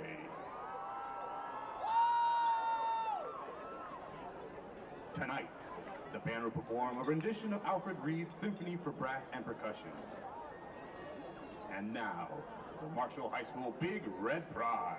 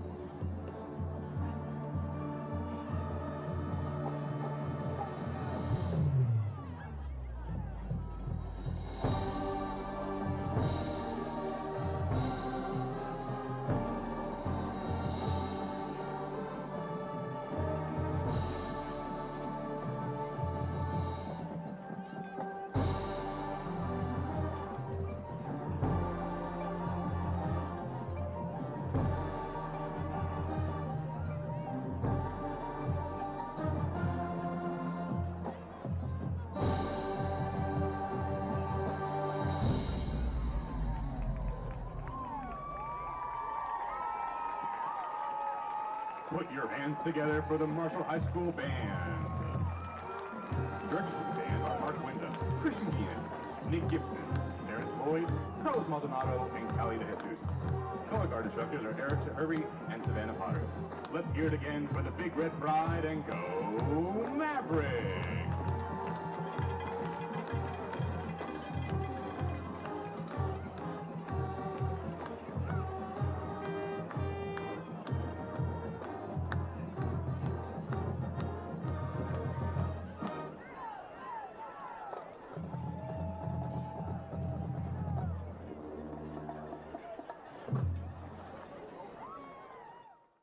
All right, welcome back to Maverick Stadium. Here at halftime, we're going to hear Glenn. You're going to hear, let's see, scores around the district. Turn me up. Yeah, there we go. You want scores? You want me to sing? Either one of them works. Either one of them. Now we'll while we're waiting for the second half to get started, we'll kind of go around the East Texas area and give you some scores for some first round playoff games of teams that may interest you here in our area. Of course, the Wascom Wildcats are in the playoffs every year and doing quite well this season. They are leading Corrigan Camden. It's 49-7 with about 3 minutes and 40 seconds left to play in the third quarter. They're running away with that one. Carthage, just to the south of us, is they're leading Gatesville at the half, 21-0. Looks like Hughes Springs Mustangs, they're leading New Waverly 38-23 as they just starting the second half. The Longview Lobos are out in front of Magnolia. They're playing at home over there in Lobo Stadium. They're leading 35-24. Kind of looking on down some of the other Elysian Fields Yellow Jackets in the playoffs. They are leading over Kuntz 28-10. And Pottsboro is leading the Tatum Eagles 42-28. we'll kind of scroll down here, and so I think that's going to be most of the teams here in our listening area. Beckville Bearcats, they're leading at the half, 28-12, and a couple of finals from last night. If you've not heard these results, the Harleton Wildcats, their season ended as they fell to Newton, the number 6 ranked Newton Eagles, 55-14. Jefferson, also their season came to an end last night as they lost to number 3 ranked Mount Vernon High School Tigers. They lost 57-28. And I think that's about all of the ones in our close listening area. We've already mentioned the Texas High win over Fulshear, 42-14. The Gilmer Buckeyes, they rolled big time over Mahia. They won that one 71-14. So that's a kind of an update for what's going on in the area and some of the games from last night that's final. We are just moments away from getting the second half kicked off, so we'll step away for another commercial break, and then we'll come right back. The light shines on local students making their mark. We grind as brothers, and we won as brothers today. We just have each other's backs no matter what. See what it takes to be the best in class. High School Spotlight, Sunday on Valley Sports Southwest. Well, folks, welcome back here to Marshall's Maverick Stadium, where the Mavs trail at the half, 21-7 to the Rudder Rangers. We kind of told you so far the difference in this one has been a fumble recovery, run back 60 yards. Has you already talked about that? No, I was just going to say trick or treat. Yeah, it really has been trick or treat here for the Rudder Rangers. 2 trick plays are really the difference in everything, in yardage. They've done nothing offensively but for 2 trick plays. And the Mavericks down 21-7. Kind of neat right before, at the end of halftime, Marshall honoring the Lady Mavs volleyball team, that historic 28-13 season for them, or 28-14. So great year for Marshall's Lady Mavs volleyball team. Well, just a note, I wasn't at the game, got a report. Of course, the Midlothian team that beat us in 3 that we played very well against, and they were an outstanding volleyball team. They lost this past Monday night to Highland Park, lost in 3 sets to the Lady Scots. Yep. And I'll tell you what, Highland Park's good. I would be surprised if Highland Park didn't win it. I mean, they are deep. I think at one point they've been number 1 in the state. So Marshall with just a wonderful, wonderful volleyball season. And I had helped them down there with that. And I keep calling Kayla Green. It's Kayla Allen now. But her husband's like, would y'all quit calling her Green? It's Kayla Green. I married Allen. her. She has a ring on her finger. That's right. But, boy, she's done us a really good job. We're really excited about the future for her. Talked to some parents today about little bumpers, and that's something that they did throughout the season with little bitty kids working with our high school kids through the week on some certain nights, and that was a absolute rousing success. So, well, you've got to be excited about, like I say, our fall sports. I mean, we've talked about how this Maverick football team has exceeded expectations. Some feel like we're a year away, a very young team. A lot of these kids will be back next year. And the same is true for our volleyball program. Only 3 seniors, and again, they're good players, but we've got some underclassmen that's going to come back and should represent us very well on the volleyball court again next season. So Marshall will start with the football here to start the second half. And, boy, I tell you what, guys, we have got to put the ball in the end zone. This will be a big, big test for Marshall here, as the Mavericks again trail 21-7, not able to do much with the football offensively here tonight. To tell you how close it's been statistically, Marshall with 147 yards of total offense, Brian Rudder 148 yards of total offense, most of that coming on 2 trick plays. When you do the math there, Glenn, that really is crazy. You do the math on those 2 plays. And a 75-yarder and a 55-yarder, and that is 130 of their 148 yards of offense. That's what I mean. It's next to nothing. In 2 quarters of football, they've not really done a whole lot outside those 2 plays. And, they're I certainly expect to see a little pooch kick like we've seen all night over let's see who we've got. I think we've got Chi-Chi over there, and hopefully maybe we can get a block or 2 and give him the opportunity to return it. Here we go. So the kick will be taken right at the out-of-bounds line at the 25-yard line. Coming back this side, he's got some space. He'll hit the 30. He'll cut it up to the 35, to the 38, and Marshall will start with really good field position. That's how you want to start the half. Like I say, we're out there almost at the 40-yard line to start this second half opening possession. So let's see what the Maverick offense is going to bring here as we try to get back in this football game. Well, Judge Joe Black's going to be mad at me. He's in Memphis, Tennessee tonight, getting ready to go to Ole Miss and Texas A&M tomorrow. And he said, be easy on those referees. I'm doing my best here tonight. So 21-7 our score. Marshall will start with the football from their own 38-yard line. It'll be Bird in at quarterback. Takes the snap. He's going to hand it off to JQ going left side. Has some room to the 40, to the 45-50. Or I'm sorry, to the 45-48. He'll pick up a first down. He's going to be just shy of midfield, and that's exactly the way you want to start the second half. Get a nice return to opening possession, and then a nice first down run. He's going to get about 11 yards on that opening carry here in the second half. So first down and 10 for Marshall. They pick up 11 on their first play of the half. Let's see if we can keep that momentum. 21-7 our score. Rudder with the lead, Marshall with the ball. Two receivers right, Bird in at shotgun, takes it. He's going to hand it off. No, he's going to keep it up the middle, nothing. He'll lose about 3. That was a wrong read from Bird. Yeah, that's one he should have handed off. Like I say, he was met by a whole host of Rudder defenders, and he's going to lose 2 yards on that first down play.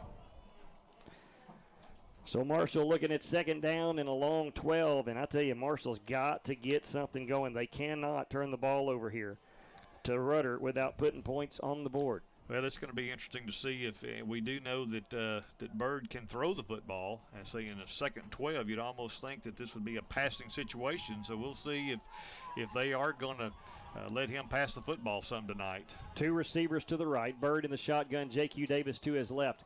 Everybody coming for Rudder. They'll bring the house. He's going to get this one off, looking for Domar Roberson. It's going to be incomplete. He almost made a circus catch. They did have good coverage on that. That's going to be the first pass attempt tonight for Bird, and it was almost a spectacular catch there by Chi Robertson. So Marshall is finding themselves in a long down and distance, third down and 12 after the first play of the game, or first play of the second half. They pick up 11, but they go backwards on first down and incomplete pass on second. Looking at third and about 12. Two receivers right, 3 to the left. Olvera in the shotgun, empty set. They're bringing the rush. Here they come, and he is going to get sacked. No way. He just, that linebacker, again, that's Jeremiah Johnson. He has been their playmaker on defense, and he shot the gap on the blitz from the linebacker position, and big loss, about a 10-yard loss there on that 3rd and 12 play. Got to know they're coming with the blitz on third down. You leave your back in the backfield, dump it to him. That would have been, if you'd have done that play, he'd still be running. Instead, Marshall gets a sack all the way back to the 38-yard line. Low snap. Marshall is going. Oh, he is down. That's gonna come all the way back. Buck went down on one knee to field that bad snap is in the ground, and that's going to be the Rudder's football at the Maverick 23-yard line here to start their opening possession in the second half. Could not start worse for the Marshall Mavericks. Offense does nothing, and then the bad snap, and Rudder will have the football at the Marshall 23, and it's absolutely a disaster continues for the Mavs. Trailing 21-7. If they score here, I don't know if Marshall can get back in this football game with 9:50 to play in the third. Two receivers to the left, stack formation, two receivers right. Izar in the shotgun. He'll bring one man in motion. They're going to hand it off right side, big hole. Off he goes. He's going to pick up bunches of yards all the way down to the 12. That was a saving tackle there. I think that may have been Henry Roth, and it was indeed. If he doesn't make that shoestring tackle, he goes into the end zone. That's going to make it 1st and 10 from the 11. So the Mavericks definitely in trouble land as Rudder is in the Austin Bank red zone. 1st and 10 from the 11. They're up 21-7. Three receivers left. Izar in the shotgun. He's going to take the snap, hands it off. He'll take it over left side, and he'll pick up a couple down to the 8.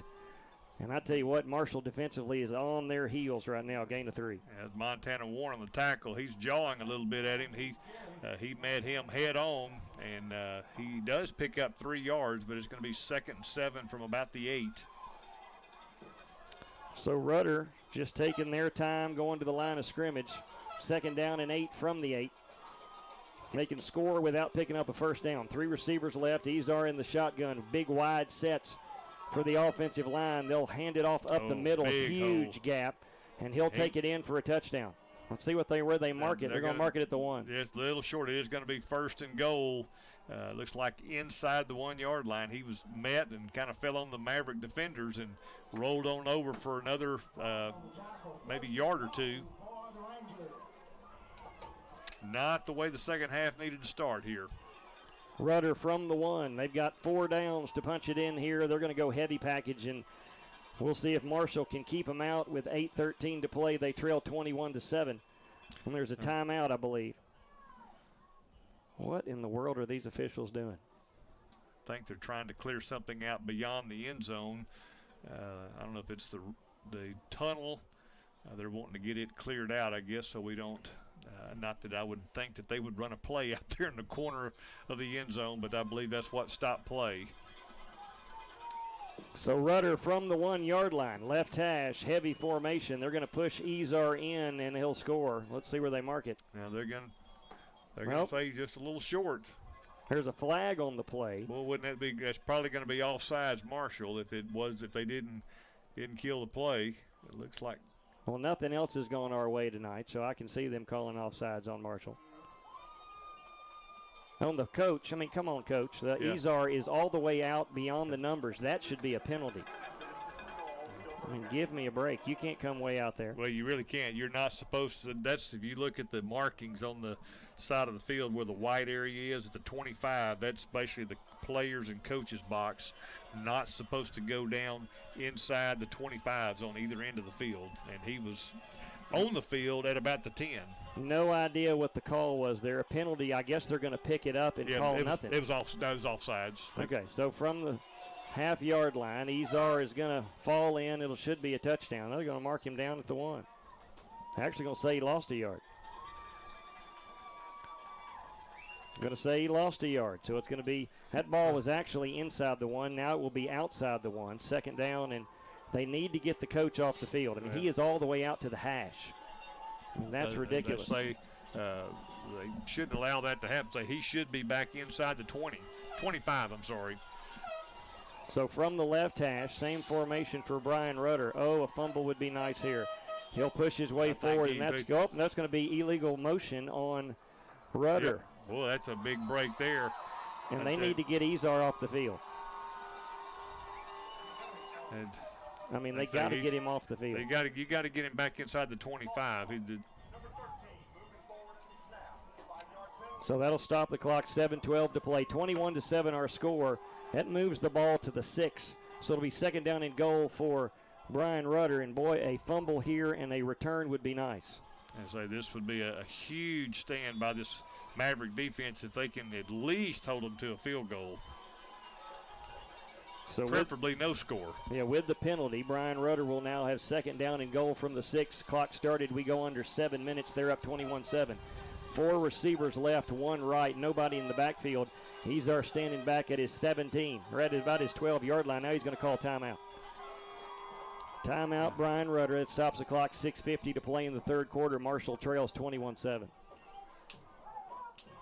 And I'll tell you what, the difference in this one so far, Glenn, is just dadgum trick plays and no O. Like I say, the offense is really sputtering, and you wonder how much. Of course, we've seen them mixed quarterback play. We've seen Bird Robertson come in and take probably, I would say, half the snaps.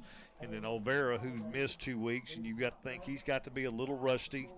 But on that last play, like I say, it was just coaching staff for Rudder just pushed the right buttons, and they called the blitz for the linebacker, and just Olvera, he was running from his life from the time he got the football.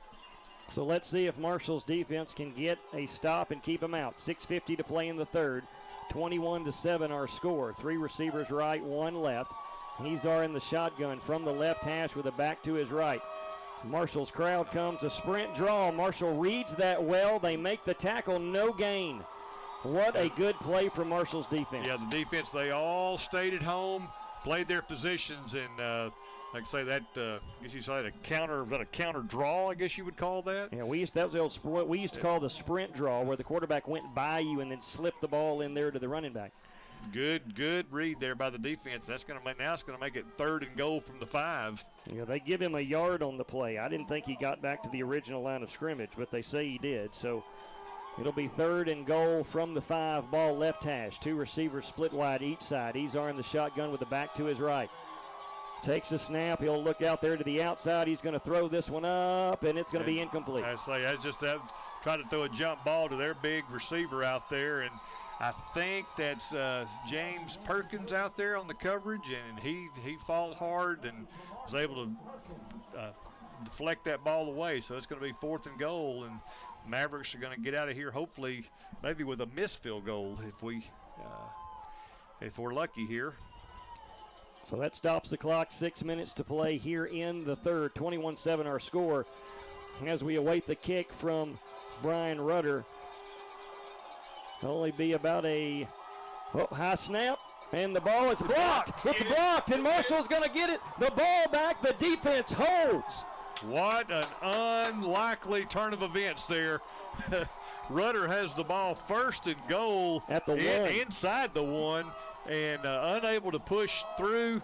They get a penalty to push it back to the 5, and then the blocked field goal. Maybe this is the turn of events that this Maverick team needs to turn the tide in this game as we continue to trail by 14.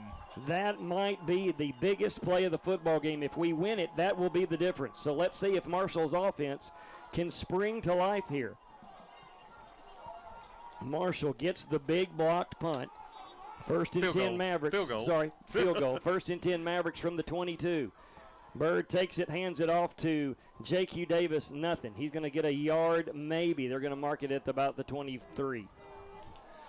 Well, they're with Bird Robinson at quarterback. They're pretty much keying on the run. They're going to give it to Davis, or he's going to keep it. And so they've got some big boys, athletic boys, and they're not giving in to that. Not sure the Mavs can get there from here, but we'll see. Bird in the shotgun. J.Q. Davis to his left. Here comes a bunch of people from Rudder. Busted play. J.Q.'s going to fall forward. He's going to get to the 25, but that play was dead from go. It was the snap. It wasn't a bad snap. I don't know if Bird maybe took his eye off the ball a little bit, but we got an injured player. But anyway, time he gets a handle on it, just as you mentioned, Chase, just completely disrupted that play, but was able to pick up a yard or 2, I believe. 2 yards, as Reggie's telling me. So now it's going to be 3rd and 7. Well, we're going to have to throw the football. I mean, this football team is going to stop the run. They've got everybody sold out on the run. I don't think they're good in the back half. I mean, I think we can throw the ball on these people, but we got to get the ball out quick. And I don't know, Bird not having been back there all season at quarterback, that's asking an awful lot from him. Well, I think, in my opinion, you've got to probably go with Olvera. I mean, we're in a situation where we're down by 2 scores. You know, we can pass or run the football when he's back there, and it makes them guess a little more. And I tell you what, that's going to be a big loss for this team as number 7 goes off the field. He's been their playmaker. Well, let's see what happens here on 3rd down and about 8 for Marshall. And the Mavericks going to have to throw the football, I think, to win this one. They're going to go with Olvera now at quarterback. So the Mavericks will bring in AP, an extra defender to block. 4 guys, 5 guys up front for Rudder. 2 receivers right. Here they come with some pressure. Will get the ball out quickly. Catch will be made. That should be enough for the 1st down. It is indeed. Good job. Good spot. I tell you what, that's Smith. That is Smith. I thought it was. So he makes a nice catch just beyond the 1st down marker, and that's going to give the Mavericks a new set of downs as they are going to be 1st and 10 from the 34-yard line. If Marshall's going to win this football game, it is going to be because we threw the football. So let's see here. 1st and 10. They'll hand this one off to J.Q. Davis, and he's off. And he break that one tackle. He'll get over the 45 to the 42. I tell you what, I'm not sure that it almost looked like that might have been a horse collar because he was off to the races and they pulled him down from behind. But anyway, it's a big gain, and the Mavericks are rolling. 24-yard run there from J.Q. Davis. It'll be first down and 10 for Marshall from the 42-yard line of Rudder.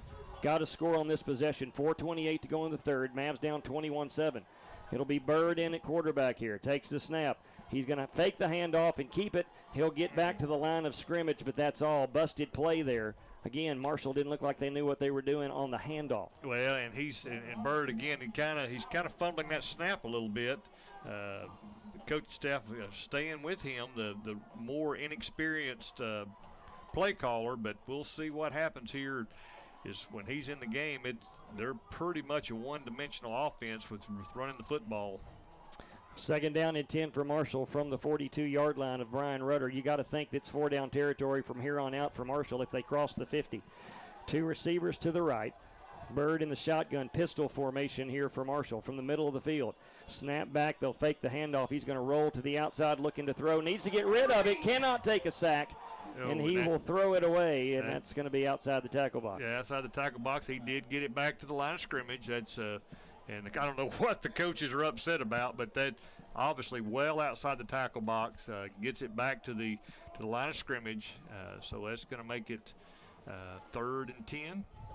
3rd and 10 from the 42-yard line of Rudder. 21-7 our score. Rudder with the lead, Marshall with the football. It will now be Olvera. So Marshall going to go to the air here.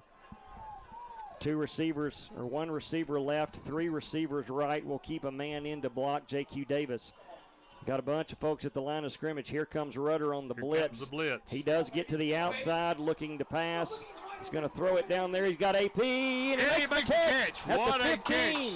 That's going to be a first down. That was a great job by Olvera. He came out of the pocket, picked up the blitz, and bought some extra time as he rolls over to the Maverick sideline, and he finds AP down the field for a 27-yard gain, and the Mavericks are inside the red zone. You got to run with your guy. Your guy is Olvera. Run with him here. So they'll keep him. Are they going to keep him in? No, the Bird's coming back in. I guess I don't understand this. If something works, stay with it. So 1st and 10, they're in the Austin Bank red zone at the 15-yard line. 2 receivers right. It'll be Bird and J.Q. Davis in the backfield. Bird's going to keep it. He'll go over right side to the 20, stays on his feet. He'll be tripped up at about the 13. Yeah, he's going to get just 2 on that play there. Mavericks most definitely in 4-down territory here. So 3 minutes to play in the third quarter. It's 21-7 for the Rudder Rangers. And I tell you what, folks, but for some trick plays and a crazy fumble, Marshall would be winning this football game. 2 receivers to the left. Bird in there at quarterback. Man to his right from the right hash. Takes it. They're going to hand it off to J.Q. Davis going outside. He'll cut up, but not much there. He'll get down to the 11. It looked there for a minute that he had a crease, and it closed up pretty quick, and he's only going to pick up about 3 yards on that play, and it's going to be 3rd and 5. A little surprised at Marshall continuing to try to run the football here. I mean, that front 5 of Brian Rudder is really good, and I am just shocked that Marshall continues to try to run the football. They'll keep Bird in here. Big play here. 3rd and 5 from the 10. 2 receivers to the right, 1 to the left. Actually now 3 to the right. It'll be Bird at quarterback. Takes the snaps. Going to go to the outside. He'll make one man miss. Nothing doing. He'll cross the 10. They'll mark him at the 8. So it'll be 4th down. Marshall's going to have to go for it. Yeah, absolutely. It's going to be 4th and a long 3. And they're going to bring in Combs. Coming in the heavy package. They're bringing in Combs and Quinn Hawkins. That heavy package that we've seen. 4th and 3. Looks like they're going to try to open a hole up here for J.Q. Davis. Well, then Olvera's going to come in at quarterback. So 1:34 to go here in the third quarter. It's 21-7. And they better hurry. They're down to 7 seconds on the play clock. 21-7 our score. 4th down and 3 Marshall. Can they get the first down? Olvera takes the snap. He hands it off going outside. It's going to be a little pass inside. It'll be a touchdown. Quinn Hawkins. Little trickery of their own. We've seen that heavy package out of the Mavericks. Quinn Hawkins, an eligible receiver in that blocking back position. He releases down the field a little bit, hands it off to Davis, and he finds him open, and we have a Maverick score. There was a handoff to J.Q. Davis, who throws the touchdown pass on the halfback pass to Quinn Hawkins. Great pass, and he was covered. That was not an easy pitch and catch from Quinn Hawkins. That is just what the doctor ordered right there. Pinning an extra point, we've got a one-score football game here. Well, the Mavs had to score in the third, and they do. 21-13 our score as we await the point after.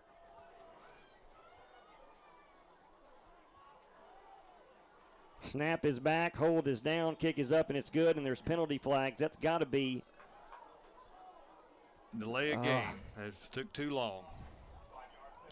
Well, when you run that, we come out in that swinging gate, and it just takes time to get personnel on and off the field, and unable to get that snap off in time. So the Mavericks just continue to make error after error here, but that is right. You can't run people on there with that much time left. But you got to get the snap. Well, they took a while for Robinson to call for the snap from Palmer, and say it just took too much time. So here we go. We're going to back it up for Buck a little bit. Snap is back, hold is down, kick is up, and it is good. So 1:15 left to go here in the third quarter. Marshall makes it a one-score game, 21-14. Stay with us. You're listening to Maverick Football on the heartbeat of East Texas. The best football teams in Texas collide inside AT&T Stadium, all battling to be crowned champions. Get your tickets now for the UIL State Championships. Be a part of this Texas tradition. Log on to SeatGeek.com. Well, folks, welcome back to Marshall's Maverick Stadium. Marshall goes in. They get inside the Austin Bank red zone, and they get the big touchdown on an 11-play. Started at the 22-yard line, so that is, do that math for me. That's 78 yards. 78 yards, 11 plays. And it was a halfback pass from J.Q. Davis. For 8 yards. Yeah, halfback pass from J.Q. Davis to Quinn Hawkins, and that's so far, I agree with you, Brad Burris, that's the play call of the year from Coach Cupp. That was a good one. On fourth down, they needed to score, and they get it, 21-14. Well, that heavy package that they've run throughout the year in that short yardage situation, that kind of set that up. I think Rudder was certainly expecting a run there, and the Mavericks pulled the trickery of their own. So with 1:16 to play in the third quarter, Marshall makes it a one-score game after the big blocked field goal. Will that make a huge difference? We'll see. Buck Buchanan will be kicking left to right here. And here he comes, big kick from Buck. This one's going to, it was hit a little low. It'll be fielded at the 8, to the 20, to the 25. He gets loose to the outside. Buck Buchanan absolutely had that. No! That is an awful call from the official. He was in the field of play. That is a terrible call. I think he's going to call targeting. But it was shoulder. It was hitting with the shoulder. That's terrible. That is a really, really bad call, and if he does that, then he's gone. He's out of the game. That is a horrendous call. That was a really good tackle, led with the shoulder, did exactly what you're taught to do. Right, knocks him out of bounds. That is awful. That is one. I mean, this crew has done a terrible job, but that would be above and beyond bad. Yeah, wave that off. Okay, thank you. Holy smokes! This is tackle football. That was a really great good job hit. to wave that off.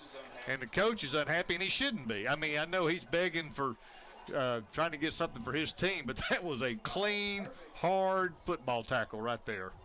All right, so good job there from Buck Buchanan. Marshall needs a 3-and-out. Ball spotted at the 37-yard line here, and here comes Big Red Faithful. 1st and 10 for Rudder. 3 receivers left. Ezar takes it. He hands it off, coming outside. A lot of room to run. Tackle will be made right at the 41. I think he was tackled by the 39-yard line. He was going down as he makes the turn, but he is going to pick up 4. That was number 6, Trey McClinton. I think Rudder is content to try to just run some time here. They're trying to hold on. Let's see what happens. 2nd down and about 7, about 6 for Rudder. 3 receivers right, 2 to the left. Ezar back there, no backs in the backfield. Low snap. Marshall brings pressure. Ooh. That'll be incomplete. Oh my gosh! And they're gonna call roughing the passer on. And that's a bad call. That's Terrell Davis. That is a terrible call. They're going to call it roughing the passer, and that's a terrible call. I mean, that is awful because he hit him as he threw the football. I mean, that's not roughing the passer. I mean, that's pitiful. And that blow to the head. Blow to the head. I think he's had a blow to the head. So that's going to mark it all the way down to the 44-yard line of Marshall. Really bad call there from the officials. So 1st and 10 Rudder from the Maverick 44. 3 receivers left. Izar in the shotgun with a back to his left. 14-7 or 21-7 our score. I wonder if they were going to call that. They had a movement up front, and they finally blow the whistle and throw the flag. It's going to be a false start against Rudder. And we're starting to hear the Maverick crowd get into it. They are pretty dismayed at that pass, that last penalty called against the Maverick defense, and they're starting to get on their feet and make some noise here. Defense needs a stop. 1st down and 15 for Rudder from the Maverick 49. 32 seconds to play in the third. It's 21-14 Brian Rudder. 3 receivers right, 1 to the left. A pick here would be great. Izar in the shotgun with a man to his right. Here comes the Marshall crowd. It's a good one tonight. Here comes Marshall with pressure. They'll come in the inside. Izar's not going to get it away. He's going to be sacked all the way back to the 40. The Maverick defense, they are fired up. That's going to be a huge loss. They're going to mark him at the 40. That's going to be about they're going to give him the 43. Oh, my gosh. 40, 42, 43, 42 and a half. Still a big loss. That's going to be, what? 8-yard loss there, says Reggie Cooper. Reggie, it looks, is that only 8? I thought it was longer than 8. So that'll be the end of the third quarter, folks. We're going to the fourth. It's 21-14 Brian Rudder, but all of a sudden the Mavs have some life. Stay with us. We'll be back after this.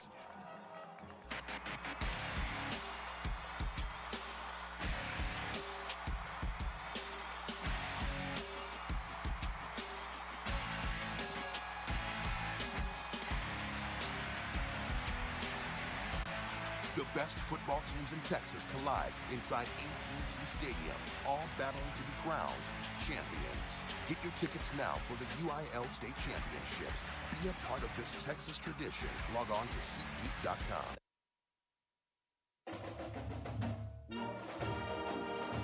Judge Joe Black is a proud Marshall Maverick supporter. Judge Black supports the kids win or lose on the field, in their academics, and non-sports related extracurriculars. So, folks, welcome back here. Rudder looking at 2nd down and a bunch. They got to get all the way down to the 43 for a 1st down. Takes the snap, does Izar. Looking, he's got a man out there. Marshall in position. Oh, and he jumped ball. And 1st down all the way down to the 25. That's that big, tall receiver. Is number 3, Nate Figures, the 6'4", 165-pound junior receiver. He just flat out jumped the Mavericks corner. He had good coverage on him, but he comes down with the football, and it's going to move the chains for the Rudder Rangers. Worst thing could have happened there for Marshall. Cannot let him into the end zone. So from the 25-yard line, Marshall could have gotten off the field there. It's 1st and 10 Rudder from the Maverick 25. Izar's going to take it, hands it off. No, he's going to keep it. Running to the outside. Marshall's going to string this out, and he'll lose yards. That's going to be about a 3-yard loss. The defense, that's Carlos Hill on the tackle from the corner position. They just strung him out. They're going to make it 2nd and 13. They'll mark it back to the 27-yard line. Marshall's defense has to hold here. 21-14 our score with 11-17 to play in the football game. Marshall's made tons of mistakes today. Can they hold on here and get a stop and a score and get this thing knotted up? 2nd down and 13 from the Maverick 28. 3 receivers left, 1 to the right. Izar in the shotgun with a man to his right. Will Marshall bring pressure here? Got a mismatch to the outside. Here comes Marshall with pressure, and they've got him on the run again, and he's going to throw this one. He did it. Oh, he picked it off. They're going to say he's out of bounds. He picked that off, and I thought he had his foot down. Oh, that was G.K. McCoy. They had a lot of pressure, and the quarterback, he was trying to, that's what he was trying to do, get it back to the line of scrimmage, and he threw it, and the Maverick defender almost picked it off, and it's going to make it 3rd and 13 here. Huge Maverick play. defense is rising to the occasion. Huge play for Marshall's defense. 3rd down and 13 for Rudder. 10:46 to play. They're up 7. 2 receivers to the left. 1, 2, 3 to the right. Ezar in the shotgun from the right hash. Here comes Marshall bringing some pressure. Should it be a holding call? There's the call. There's the call, but it's picked. Intercepted. Marshall picks it off at the 6. No, they're going to mark him at the 4, but Marshall picks it off. They will decline the holding penalty, and Marshall's defense will hold again. I tell you what, Carson Combs, he could not get away from the guy. They finally call it, but he was pulling on him. And but the Mavericks are going to pick it off, and that's going to thwart that drive, and it's going to be 1st and 10 Mavericks at their own 4 with an opportunity to move down the field and tie this ball game up here with 10:38 to play. Oh, my gosh, that was absolutely a great play by the defender. I think that was Perkins with the pick. So it's going to be 1st down and 10 for Marshall from their own 4-yard line. So the defense gets another stop. 21-14, 10:38 to play in the football game. The Mavs need to go 96 to even it up. In the shotgun here, Marshall hands it off to the outside. J.Q. Davis has some room and some blockers. He'll take it to the 20, to the 25. He'll run over one man to the 30. What a great run there on 1st down, deep in their own territory. J.Q. Davis, he's going to run that one for about 24 yards. So 24 yards for J.Q. Davis. That'll be by far his best run of the evening. They'll mark it at the 28. I believe the momentum pendulum has swung the other way. Over there in the shotgun, 2 receivers left. They'll hand it off again to the outside. Goes J.Q. Davis to the 30, 35, 40. It's starting to roll. Chase, we mentioned at the first of the broadcast, if Davis gets 100 yards, we win the football game. He's starting, about 36 yards in his last 2 carries? That's 12 yards there for J.Q. Davis, so it's another 1st down, and Rudder calls a timeout, and the Marshall faithful on their feet. 21-14 our score, 10-10 to play in the game. Marshall's gone from their 4 to the 40 in 2 plays. Oh. I'm going to run out of energy and breath and voice. I tell you what, these been the cardiac kids this year. They almost killed us up in Mount Pleasant on that comeback, and here they are in front of this home crowd for this playoff game, and they're back at it again. So quickly, folks, I got to read this twice, so we're going to get it in once here. Don't miss the UIL Football State Championship starting Wednesday, December 15th at AT&T Stadium in Arlington. Ticket information may be found at uiltexas.org. So here we go, 1st and 10 for Marshall from their own 40-yard line. The ball will be spotted left hash. It'll be over in the shotgun, backs on either side. Let's see if Marshall runs the football again here. 1 wide receiver split wide right. The toss to the outside to J.Q. Davis. Great blocks again to the 45. He'll pick his way to the 50. He'll take it down to the 46. Well, that's 51 yards and 3 carries so far on this drive.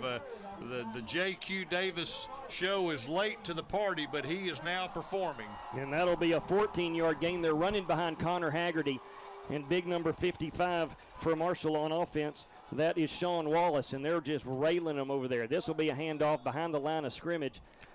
And there's something going on that Coach Greedle wants. He's not going to get it.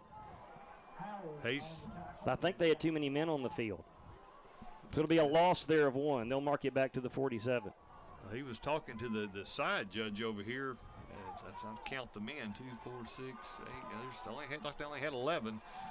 So here we go, 2nd down and 11 for Marshall from the 48-yard line of Rudder. 9:34 to play. The Mavs trail 21-14 from the left hash.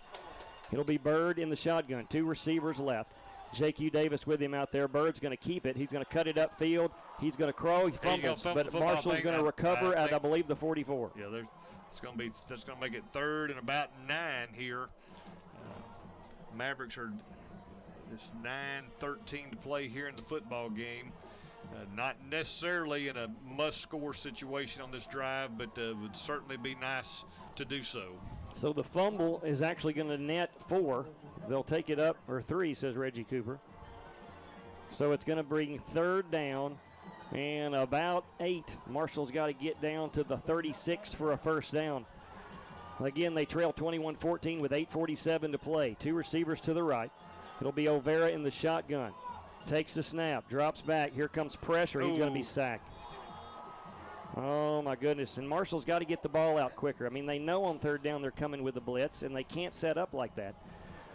And Marshall, that's the worst thing that you can do on fourth down. They're going to have to punt it. Yeah, I think you got to punt here. There's still enough time. You've got over 8 minutes to play.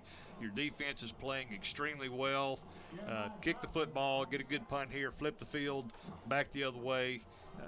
Still have all 3 timeouts. A lot of football left here to play. So Marshall's going to punt from right from the 50. Here's the snap back to Buck Buchanan. Great kick. It's going to be a high kick. This would be a great time to fumble. He doesn't. He'll catch it at the 19, and that's where Rudder will start. Well, we saw a change in personnel there. Of course, the fumble on second down, we brought in Bird after we've had some success there with J.Q. Davis running the football, and then we kind of move away from that. But so be it. So 21-14, Glenn. Here's the football game right here. Got to get a stop here for the Marshall defense. Pretty quick. You can't let the Rudder Rangers have much of a possession here as far as time is concerned, as we're just under 8 minutes to play. So from their 18, they'll go 3 wide to the left, none to the right. Ball middle of the field. Izar in the shotgun. Marshall's going to bring 4. High snap going to the outside. Marshall will be there and make the tackle right about the 25. He's going to pick up about 6 on that first down carry. The first Maverick out there just couldn't quite get his hands on him, and he slips into the second phase of the defense there, and is going to make it 2nd and 4. If I'm Brian Rudder here, I run the ball on 3 possessions. Their defense playing lights out. 3 wide receivers right, 1 left. Izar in the shotgun. 2nd down and 4 from the 25 as we go under 7:20 left to play. Mavs trail by 7. Izar shotgun back to his left. He'll take it all the way down to the end of the play clock. He'll snap it at 2. He'll hand it off up the middle. Easy first down. That's, I say, they are certainly managing the clock here. They're in no hurry to get the snap off, and they eat up lots of time on that series of downs, and it's going to give them a new set of downs. 1st and 10 at the 33 as we are right at 7 minutes to play in the ball game. Now we're starting to get into the situation where we need to stop here and get the football back. Yeah, Marshall's got to get a 3 and out here. They can't give up another first down here in the football game as we go under 7 minutes. 3 receivers to the right. Izar in the shotgun. 1 receiver left. Got to think they're going to run the football here. You're not going to see the ball get thrown again. Marshall needs to bring some pressure. Take it all the way down to 2 seconds left on the play clock. They'll hand it off up the middle. Izar's going to keep it, and he'll be tackled behind the line of scrimmage. Well, they're going to give him back the line of scrimmage. I'm with you, Chase. I don't look for them to, well as their defense is playing. I don't see them throwing the football here with the possibility of an incomplete pass. So it's going to be 2nd and 10. All right, so 2nd down and 10. They're going to use a minute on every one of these possessions. So Marshall's in danger zone. They cannot give up a first down. 2nd down and 10 for Bryan from the 33. 3 receivers left. Izar in the shotgun with a back to his left. Marshall trails 21-14. Got to bring some pressure would do the Mavericks. Let's see what they do here. Oh, got the wrong guy, but they will make the tackle. He'll pick up only about 3. They'll mark it at the 35. When do you start using your timeouts, Glenn? Well, like I say, you're still in pretty good shape here. If you get to stop here, it's going to be 3rd and 8. We all got excited up here. That was Seabiscuit. He just flat smoked the running back, but the quarterback was able to read that play and pulls the ball out. He doesn't get much of a gain, but keeps it from being a big loss. So it's going to be 3rd and 8, and they're going to probably run this down to about a second and maybe call a timeout. 5:17 to play. Marshall trails by 7. 3rd and 8 for Brian Rudder. 2 receivers split wide each side. Izar in the shotgun. He's going to throw it. Marshall bringing pressure. Should be a hold. He'll be sacked. Be a sack. And it should have been a hold. I believe that's number 91 in that Seabiscuit. It is. And Marshall needs to call a timeout and stop the clock. And the quarterback, he just spikes the ball on the field. It hits the official, and he doesn't call a penalty. How is that not a penalty? Well, I say it should be a delay of game is the call on that. Yeah, 4:41 to play in the football game. Marshall trails by 7. And they're going to get the football back when it goes about to they're going to kick this right at the 4:20 mark. So let's see, it's Chi-Chi time. Boy, we would love to have a run back here from Chi-Chi. Marshall, high snap. Marshall brings some pressure. Bad kick. Terrible. Horrible kick. It's going to go out of bounds. Let's see where they put it. I'm going to see where he stops. It should be at the 30. It is. That's going to be. What a great turn of events for the Mavericks. He just flat shanked that. I believe that in their punter number 7, the one that was carted off the field. That was a 3-yard punt. 3-yard punt. We'll take it. 3-yard punt from Brian Rudder. So Marshall has the football at the Rudder 30 with 4:20 to play. They trail by 7. Mavericks are already in 4-down territory. We have got to put this in the end zone. So 2 receivers left, a back on either side of Bird, Robinson at quarterback. Rudder will put everybody at the line of scrimmage. Divernius Bird drops back. He's looking to pass. This is going to be picked off. Oh, he caught on the deflection. Domar Robinson touchdown on the deflection. Yes! It was underthrown, and Domar caught it off the tip. Chi-Chi takes it in for 6, and Marshall is a point away from tying the game. That should have been picked off, and the defender just goes through his hands, and he just nicely tips it right to Domar Robertson, and he goes in untouched. And pending this extra point, we're going to have a tie football game. Boy, and for all of what went wrong in the first half, we were due, and that's where we pick it up there. And Marshall is an extra point away from tying the game. 4:11 to play. It's 21-20. Brian Rudder. Snap back, hold down, kick up, and good. And all of a sudden, folks, Marshall and Rudder tied at 21 with 4:11 to play. Don't go anywhere. We'll be back right after this. District Court Judge Brad Morin is a proud Marshall Mavericks supporter. Judge Morin supports every aspect of the student's school career, win or lose on the field, in their academics, and non-sports related extracurriculars. Judge Morin is proud to bring the Marshall Maverick playoff stream to you this week and wishes the Marshall Maverick football team the best of luck. Go Mavs!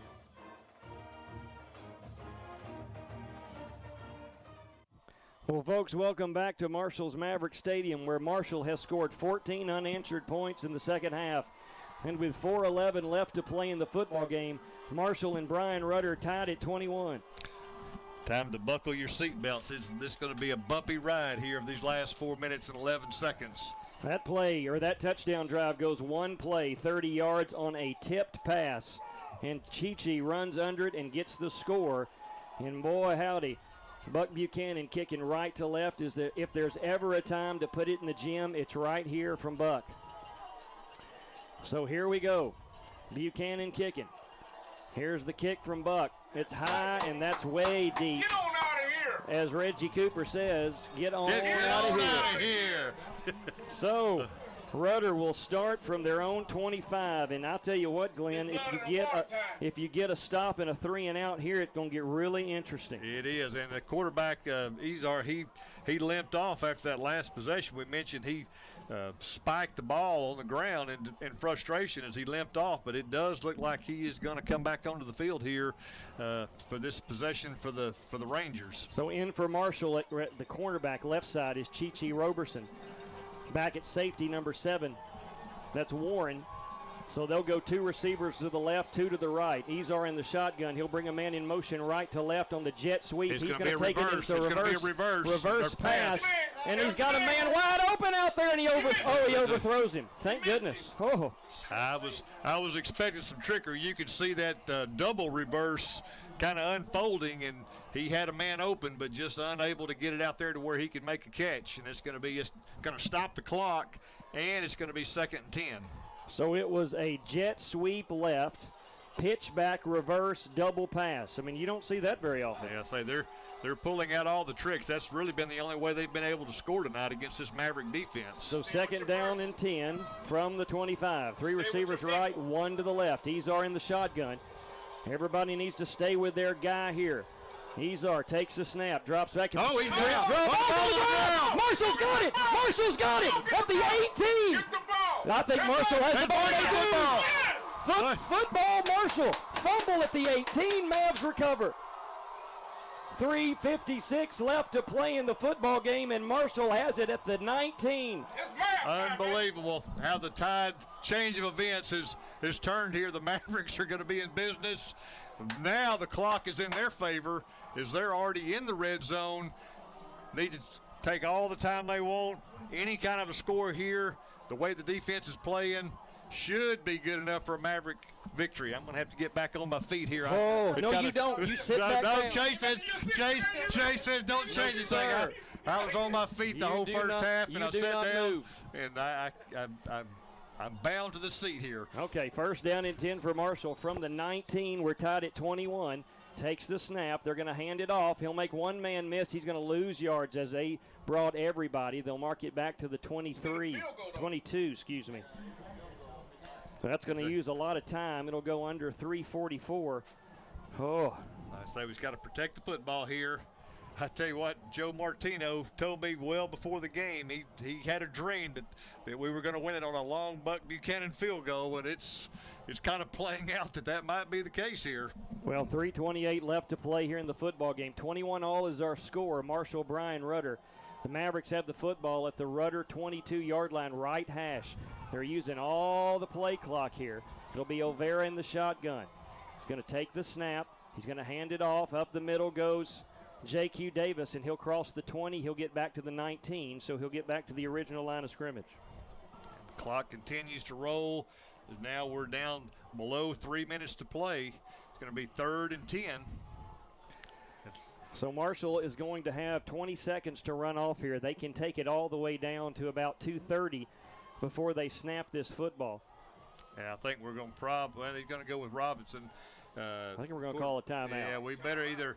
We're going to use that's a smart play. We got 3 timeouts. We're going to take it all the way down to 1 second, and we'll call a timeout. That should take us inside 2:30 to play. As we go under 4, 3, 2, 1, takes us to 2:26 on the play clock, and that'll stop the clock on the timeout. Marshall tied at 21. We'll keep it right here. Holy cannoli. Well, this is where you're pretty much your whole season kind of banking on Buck Buchanan. We've been pretty conservative trying to run the football. It appears that Bird Robinson's going to come in at quarterback here on this 3rd and 10 play. So if the Mavericks are content to run the clock down and try for 3 points here, let's say with what we've kind of leaned on Buck all season, this may be an opportunity for him to finally give us the lead here. The Mavericks had trailed the entire game, had never led. I'll tell you what, a first down here would be enormous, because if you pick up a first down here, you can run the clock down to nothing and then kick a field goal. So this is a huge play. If somehow the Mavs can get a first down, this would really almost put us in a no-lose situation, assuming we make the kick. Now, they've blocked 5 this year, so we cannot give up a sack here. 3 receivers right, 2 to the left. Olvera looking to throw. High screen or high snap. He's rolling to his right, and he'll throw this away, hit out of bounds. And I thought they were going to call that for a little late hit. Yeah, Olvera's down. And he fell on that shoulder. So Olvera is down, and across the field go Marshall's training crew. So that will stop the clock with 2:20 to play. We're going to take a timeout, so stay with us. We'll be back after this. You're listening to Marshall Maverick Football on the Heartbeat. Hi, I'm Kyle Dansby, attorney at law. Ashley and I didn't graduate from Marshall High School. But we got here as soon as we could. Our first grader, Joseph, will graduate from Marshall High School, and we are proud Maverick supporters. Go Mavs! Kyle Dansby, attorney at law, is proud to bring you the Marshall Maverick stream for this playoff game.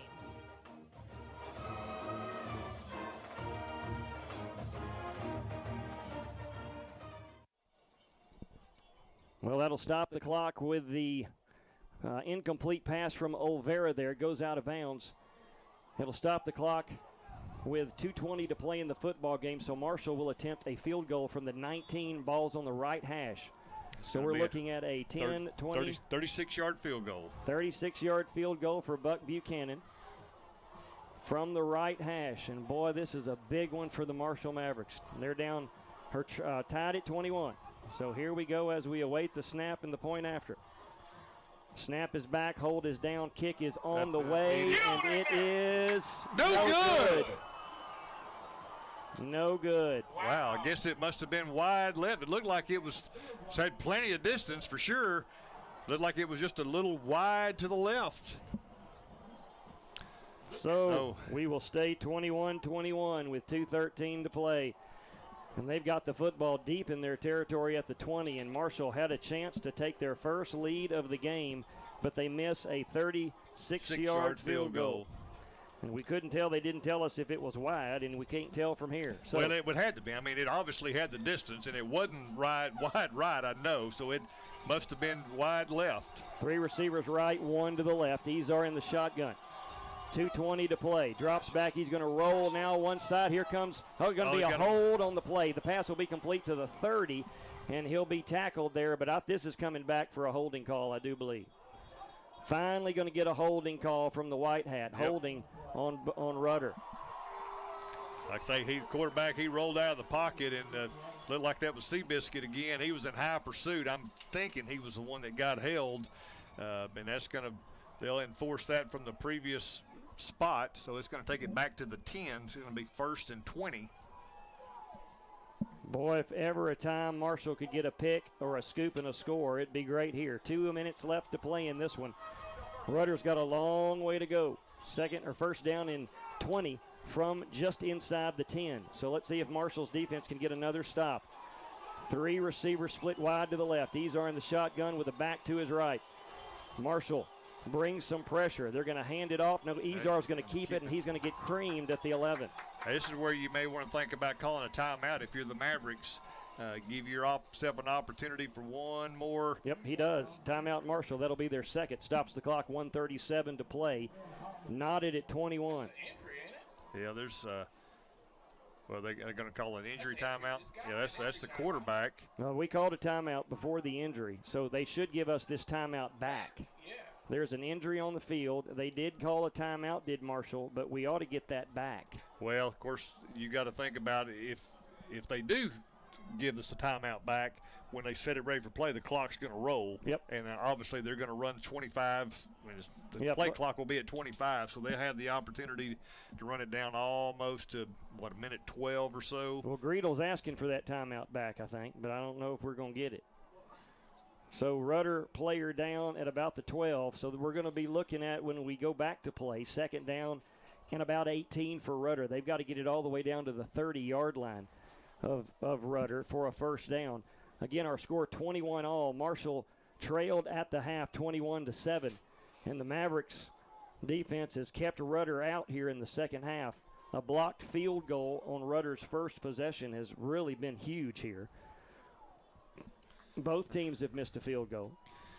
Tell you what, Chase, is that the quarterback? I think that is. Yeah, it is the quarterback.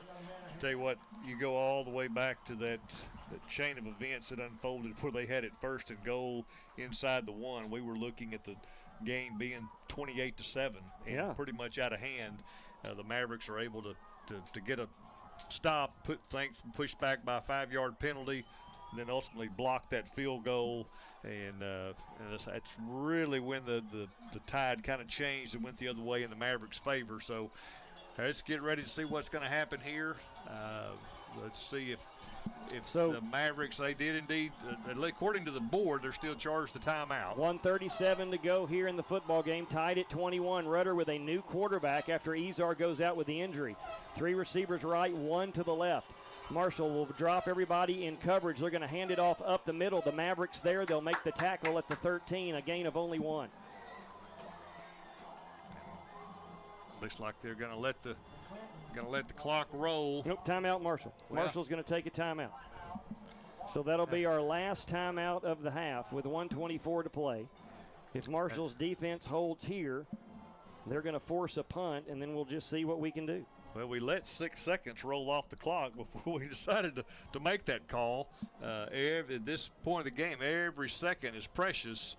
But, again, the Mavericks, you would feel like that they are going to have to run the football here. It's 3rd and 16, 17 maybe. Well, without your quarterback, you think you stay safe. You're playing for overtime here for Rudder. Yeah, well, that and clock management, because if you throw in a complete pass, then you give the Mavericks plenty of time to move down and potentially maybe kick a game-winning field goal here. But like I said, we've got to have a stop. Like I say, it's at 1:24. So assuming the Mavericks get the stop here, they would get the ball back roughly with about 40 seconds to play. So here we go. 21 all our score, 1:24 to play. Third down and about 17 for Rudder.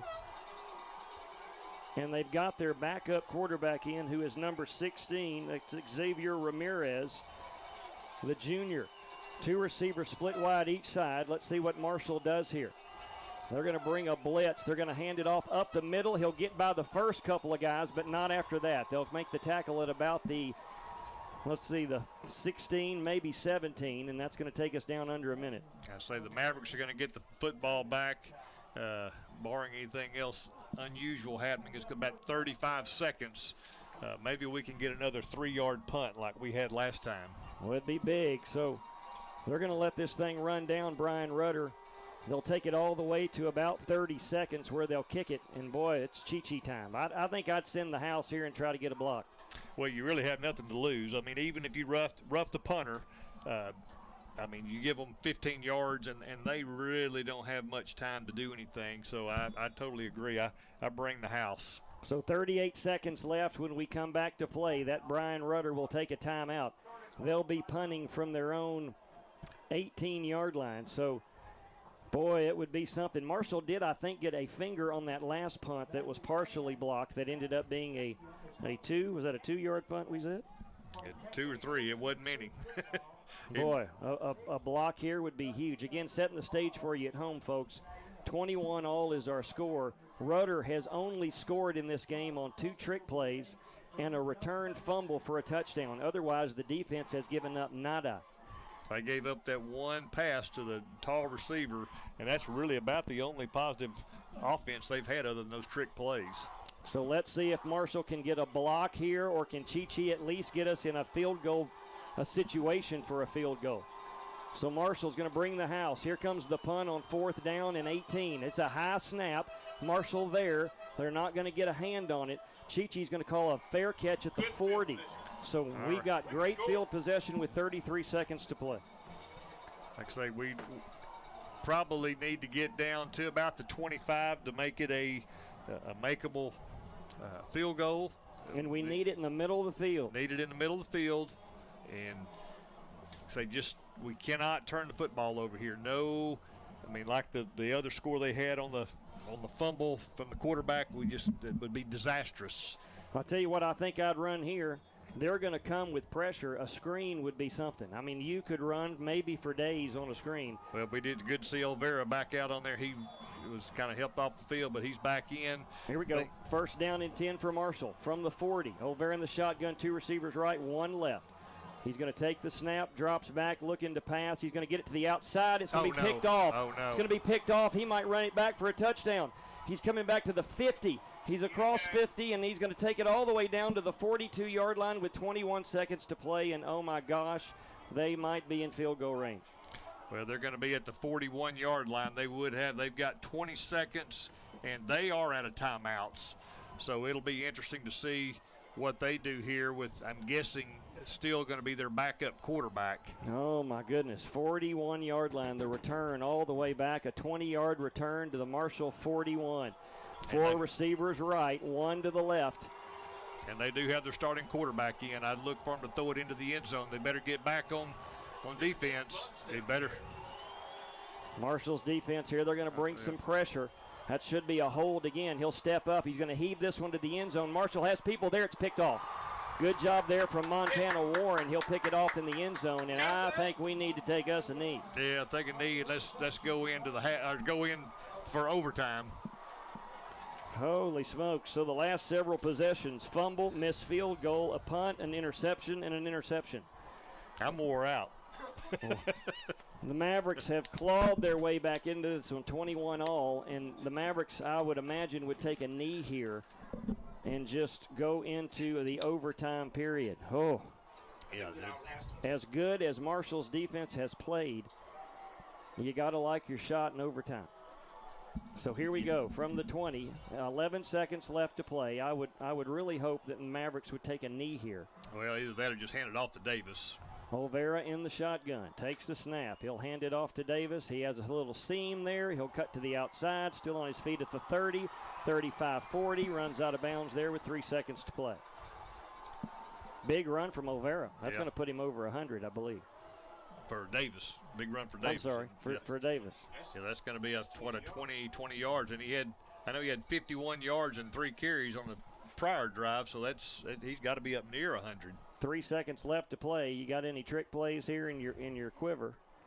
If you got an arrow in your quiver, let's see. I bet we run it again here. I'm probably going to run the exact same play we just ran. 1st and 10, Olvera in the shotgun, 2 backs to his left. He hands it off again, going to the outside, and he'll make one man miss. Tackle will be made about the 43-44, and this game is going to overtime. 21-21 our score. We're going to take a quick break. We'll be back right after this. You're listening to Maverick Football on the heartbeat of East Texas.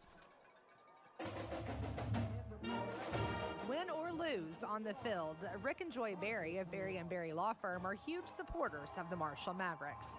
Whether it's academics, extracurriculars, or athletics, they know the Mavericks are paving a way towards success. Rick and Joy Berry are proud to join other Maverick supporters in bringing you this week's playoff game online stream at easttexastoday.com. Go Mavs! Well, folks, welcome back here to Marshall's Maverick Stadium, and this game is going to overtime. First half, all Brian Rudder, 21-7 at the half. Second half, mostly Marshall Mavericks, 21 all. The Mavericks score 14 unanswered.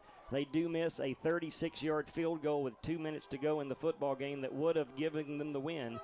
But nonetheless, the Mavs going to OT.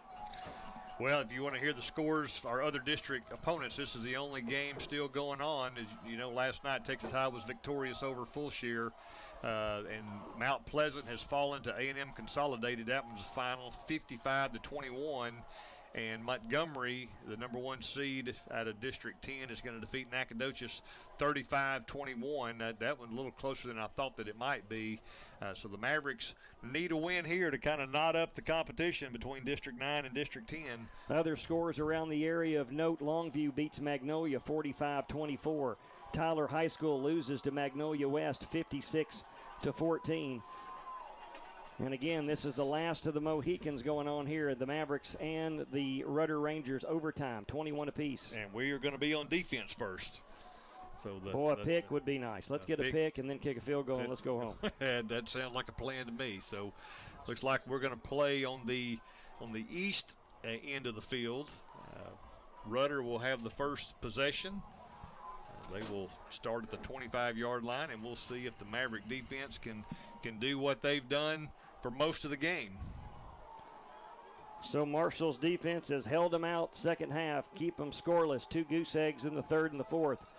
Can they do it again here? The ball will be spotted, I believe, at the 25? 25, The 25. So this is just both teams in this first overtime. Both teams will get a possession. And you can make first downs, but if you turn the ball over, then obviously the other team gets the opportunity to score. So here we go. They'll start with the ball middle of the field. They'll have a receiver split wide left, a receiver split wide right. Izar will be in the shotgun with backs on either side. Actually, he'll have 2 receivers right. Marshall with a 4-man front. They'll hand it off going right up the middle. He'll be hit at the line of scrimmage. He'll gain a yard, no more. That's Gico and Terrell Davis. He's not going to get much. They have just not had much success running the football tonight. Maverick defense continues to play tough up there in the middle. Going to give him the 23-yard line, so it'll be a gain of 2. Second down and 8 for Rudder. Ball right in the middle of the field. 3 receivers split wide right, 1 to the left, and down go the. That's interesting. The running back just lays down. I don't know if he has a cramp or. Of course, in overtime, clock is not a factor.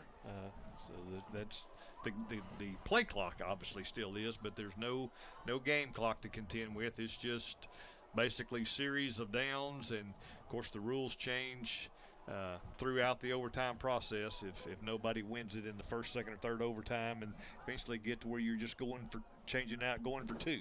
So the man down for the Rudder Rangers is Trey McClinton, number 6. And he was the ball carrier on the preceding play. Looks like he might have a shoulder injury of such. The right shoulder is really dangling. Yeah, he's kind of veering to the right. He's got that right shoulder kind of dangling. Second down and about 8 now for Rudder. 3 receivers split wide to the right, 1 to the left. Izar in the shotgun with a new running back to his right. 2nd and 8. Tied at 21 in overtime. Drops back. Izar looking to throw. He rolls to the outside. He's being chased there by Marshall. They're going to throw it up. Almost picked off. It'll be incomplete. Gonna make it 3rd and 8 from the 23. The pressure from Marshall has been just something here in the second half. Yeah, the defense has been phenomenal. This may be a done deal. So let's see what happens here. 3rd down and 8 for our big nose tackle is going to come off the field. Isaiah Alexander Seabiscuit is going to come take a breather. 3rd down and 8 for the Rudder Rangers. 2 receivers left, 2 to the right. It'll be Izar in the shotgun with McClinton back into his right. 3rd down and 8. Drops back, does Izar. He's looking to throw it quickly. He gets it to the outside. It's going to be knocked away. Good defense.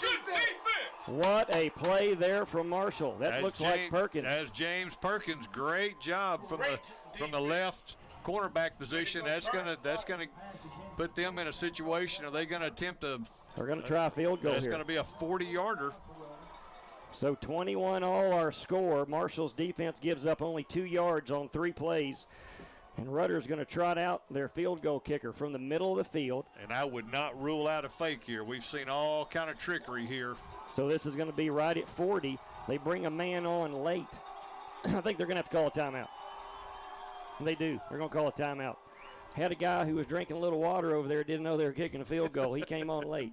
He said, "Oh, I'm on that team. I'm supposed to be out there." Oh my goodness, I'm about to go speechless. I tell you what, if I'm the Maverick coaching staff, with all the tricks that we've seen out of this team, I mean, the 40-yard field goal is for any high school kicker.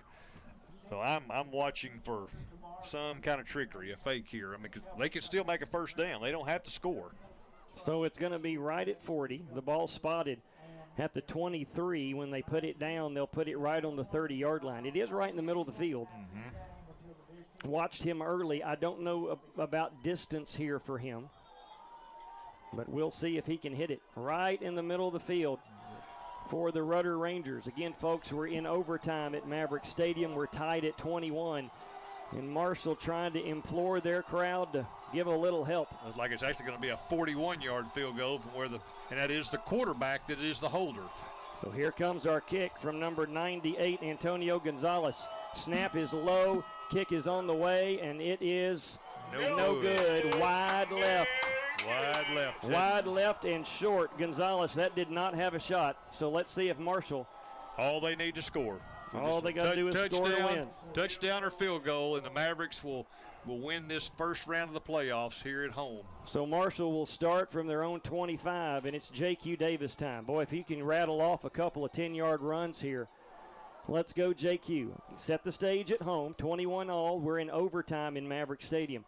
Marshall really hemmed in the first half, came to life in the second. They scored 14 unanswered to knot it at 21, and the Maverick defense holds on the first possession of overtime.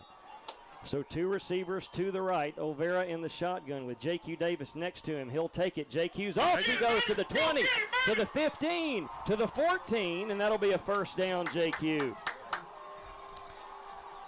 Well, do you go ahead and bring your field goal team out, or you go for it? Run, J.Q., run. 1st and 10, Marshall from the 14. So let's see if J.Q. Davis, let's pound the rock. Let's see if got to hold on to it. Cannot fumble here. So 1st and 10, Marshall from the 14 in their first overtime possession. They hand it to J.Q. He'll pull a couple of guys down. I think they're going to mark him at the 13, might be the 12. Let's see. I'm going to give him the 13. Gain of 1. So what, he got 11 on the first carry, I believe. He is well over 100. He was right at 134 as we went into overtime. So he's nearing 150 tonight. And those have been all tough running yards. I say he has really turned it up a notch here in the second half. He has once again put the team on his shoulders. 2nd down and 9 for Marshall. 2 receivers to the left. Over in the shotgun, he'll hand it off to Davis. He'll make one man miss, and he'll actually get tackled right at the 14, actually. Going to lose a yard. Well, it looks like they're setting the ball up. We mentioned on that, you did on that missed field goal previously, that we were on the right side of the field, and this is probably sets up more to where Buck Buchanan wants to kick from. So it's going to be 3rd and 10. The ball's at the 14, so we're looking at a 31-yard field goal right here. So 21-21 our score. We're in overtime in Maverick Stadium, and Coach Griedel's going to use a timeout here. 3rd down and 10. We're going to keep it right here. 3rd down and 10. I'm going to read my thing. I got to read twice, so I'm going to read it my second time. I bet you everybody's listening right now. I'm sure. Folks at home, don't miss the UIL Football State Championship. Starts Wednesday, December 15th at AT&T Stadium in Arlington, Texas. For ticket information and more, you can find that at uiltexas.org. So here we go, folks. 3rd down and 10 for Marshall. Ball is on the left hash. We're tied at 21. Marshall's defense holds. The field goal attempt from Rudder on their first possession in overtime was no good. Marshall is set up at the 14. Let's see if we put it in the middle of the field and try to get a Buck Buchanan field goal to win. 3rd down and 10 for Marshall from the left hash. Olvera shotgun. 2 receivers left. J.Q. Davis right behind him. Snap back, hand off to Davis. He'll make one man miss, and trying to stay in the middle of the field. He'll go to the left. He's actually going to lose about a yard. I think they're going to mark him at about the 16. And we will see Buck Buchanan here on 4th and 12. We'll get the ball's at the 21, so it'll be placed at the 28. So we're looking at a 38-yard field goal here to win the game and the Mavericks to advance to the next round of the Texas High School playoffs. So here we go. 38-yard field goal from the left hash. Buck Buchanan set up as we await the snap. Snap back, hold down, kick is up. It's on the way, and it is good! The Marshall Mavericks win! Got a penalty. Got a penalty. Let's see who it's going to. Roughing the kicker. Marshall wins. Marshall wins. Roughing the kicker. Marshall comes back and scores 17 points in the second half to beat Brian Rudder. Your final score, Marshall 24, Brian Rudder 21. Somehow Marshall does the improbable and they win. Oh my goodness gracious. Unbelievable. Hey, is it ironic that this is the exact same score of the comeback win against Mount Pleasant? The Cardiac Kids come back and win it. Your final score, Marshall 24, Brian Rudder 21. Folks, stay with us. We'll be back in 60 seconds. You're listening to Maverick Football on the Heartbeat. This is Matt Moore, General Manager of Marshall Ford and Maverick Chevrolet in Marshall. If you're in the market for a newer pre-owned vehicle, take the short drive over to Highway 59 South and come and visit us. All of our inventory can be seen on the web at marshallford.net or at maverickchevrolet.net. With the largest discounts in East Texas, you're sure to find what you're looking for. If you haven't done business with us before, come see what you're missing. And if you have, we look forward to seeing you again soon. Marshall Ford and Maverick Chevrolet, your hometown automotive dealers.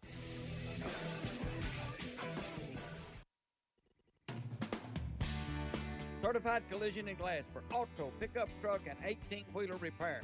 Certified Collision and Glass specializes in body and glass repair. Rock chip to a complete installation. Certified Collision and Glass has certified technicians and the equipment to repair the all-aluminum Ford F-150 pickup.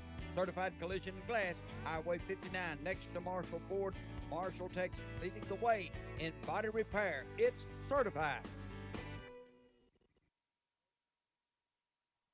Well, folks, welcome back to Marshall's Maverick Stadium, and the improbable happens. Marshall wins it on a field goal in overtime. Your final score, Marshall 24, Brian Rudder 21. In a game the Mavs trailed 21-7 at halftime. We come out, turn it over. They have an opportunity to score, Glenn, from the 1-yard line. They don't get in. They get the field goal blocked, and that is the difference. How about that defense? That's what you said, that when that happened, once that was blocked, if we win this football game, that would be the turning point, and it was indeed. And Chase, if you think back what we said in the pregame, two things about the Maverick defense. Once again, they hold the opponents under 30 points. Of course, one of those scores came against the offense on the turnover, but the Maverick defense is under 30 points. And J.Q. Davis, again, is over 100 yards. We said those two things would be key for a Maverick win, and they win the game and will advance to the second round of the Texas High School playoffs, as they'll be playing Crosby High School. And we envision that would probably, we're just speculating, probably in the Nacogdoches-Lufkin area. Folks, I'm going to tell you something. We talked all season about how good our defense is. And we came into a football game tonight playing a young man that had thrown for 2,128 yards on the night, or on the season. They throw for 168 tonight. They only have 40 yards rushing. They finish the night, does Brian Rudder, with 208 yards. Marshall's defense only gave up points on trick plays tonight. The offense gives up 7 on a fumble return. Our defense playing lights out, and Marshall's offense does just enough to win.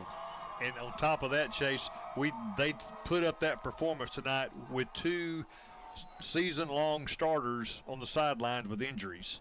So you got to tip your hat to the defense for the job that they did tonight, and pretty much securing this win for the Mavericks. What an improbable win here for Marshall. Again, the Mavericks win it in overtime. Your final score: Marshall 24, Brian Rudder 21. And let's talk a little bit about the numbers. Reggie Cooper hands me the Marshall numbers. The Mavs finish with 143 yards rushing. They finish with 180 yards through the air for 323 yards. Marshall's quarterback combination goes 12 of 18. We had all kinds of people throwing it tonight. J.Q. Davis with a touchdown pass. Bird with a touchdown pass. I mean, what a night for Marshall's. We scored in all kinds of improbable ways. And then you look over at Brian Rudder, and folks, listen to these second half totals. Brian Rudder had 32 yards of rushing in the second half. They had 33 yards passing in the second half. Rudder finishes with only 65 yards after halftime. They finish the night with 213 total, 45 yards on the ground, only 168 through the air. And remember, 130 of that 168 was on 2 trick plays. What a performance from the defense. And I'm sure that's why they drew those plays up, probably knowing that we had a pretty good defense, that if they were going to score, they needed to hit us early, and they brought all their bags of tricks. And fortunately for the Mavericks, they were a trick play short of pulling out the victory. You know, we saw the jet sweep reverse double pass that just fell incomplete, but they had lots of tricks tonight for the Mavericks. But the Mavericks prevail. A big home crowd here, lots of excitement. It was really neat to see this home crowd get into the game down the stretch, and we're moving on. Boy, you got your money's worth tonight if you came to this one. You saw a bunch of trick plays, and you saw Marshall come out in the second half and just keep grinding. And they find the win, 24-21. Let's go quickly and look at some of the individual. Thanks, Matt Paul, for helping me on the individual statistics, because I did not do a good job tonight keeping up with those. Here we go. J.Q. Davis finishes the night, 28 carries, 145 yards. He has 3 catches for 27 yards and 1 passing touchdown. Quinn Hawkins has 8 tackles and an interception, also an 8-yard touchdown catch on 4th down that we desperately needed in the end of the third. Chi finishes with 4 catches, 78 yards, and a touchdown off a tipped pass that was almost intercepted. Folks, you had everything you could ask for tonight in this one and more. Just a fantastic football game. And it was a lot of fun. And, you know, Chase, you think about this, the point we are in the season. Of course, I mean, obviously the main thing is to move on through the playoffs. But with this young team, every week that we advance, we get another week of practice and another opportunity to compete in a contest. Next week we'll be playing a very good Crosby team. So just all positive. We talk about the success of the volleyball team, and they're 2 rounds of the playoffs. And like I say, the fall sports here in Marshall is where it's at. And we talked about this before the game. Marshall has not given up 30 points this season yet. They don't tonight. They give up 21 in the first half. They give up nada in the second half, including, you can't talk about this more. I didn't think there was any way. This is just like Pine Tree. I didn't think there was any way we could hold them out 1st and goal from the 1, and Marshall does. I'm going to correct you there. They gave up 14 points. That's right. They only gave up 14 I know points. the scoreboard it said 21, That's but right. that Maverick defense only gave up 14 as the offense surrendered 1 touchdown on that fumble. And, folks, on that play, it was 3rd down. They throw it in the end zone. We get a pass interference call. By rule, it's placed at the 2. They get a yard on 1st down. On 2nd down, they don't get anything. On 2nd down, they get a penalty, and it moves them back to the 6. And that penalty was huge. Because Marshall gets a sack on the next play, and the long field goal is no good, blocked. It's blocked, and it was off to the races after that. Oh, my goodness, folks, if you're listening at home, don't call me this weekend because I'll have no voice left. Your final score, Marshall 24, Brian Rudder 21. We're going to take one more break. We'll come back and tell you our players of the game, and we'll talk a little bit about where we go from here. How about them Mavs? They win. Stay with us. We'll be back. This is Matt Moore, General Manager of Marshall Ford and Maverick Chevrolet in Marshall. If you're in the market for a newer pre-owned vehicle, take the short drive over to Highway 59 South and come and visit us. All of our inventory can be seen on the web at marshallford.net or at maverickchevrolet.net. With the largest discounts in East Texas, you're sure to find what you're looking for. If you haven't done business with us before, come see what you're missing. And if you have, we look forward to seeing you again soon. Marshall Ford and Maverick Chevrolet, your hometown automotive dealers. Well, folks, welcome back to Maverick Stadium, where the Marshall Mavericks win it in overtime, 24-21, to move to 8-3 on the season, and they will advance in the second round of the Texas high school playoffs. And we're going to give you some players of the game here, and I don't know if we can do it. There's just so many different folks to talk about, but we're going to give it a shot. Got everybody in the room. Players of the game, gentlemen, who you got? Perkins. I got Perkins coming from Topher Patty on defense. He had a couple of picks, really played well. Glenn, who you got? I'm going to have to go with the entire defense. I know that sounds a little cliche, but I'm going to have to just go with the entire red brick wall. You got the total defense. I got Perkins back here from. That defense was incredible.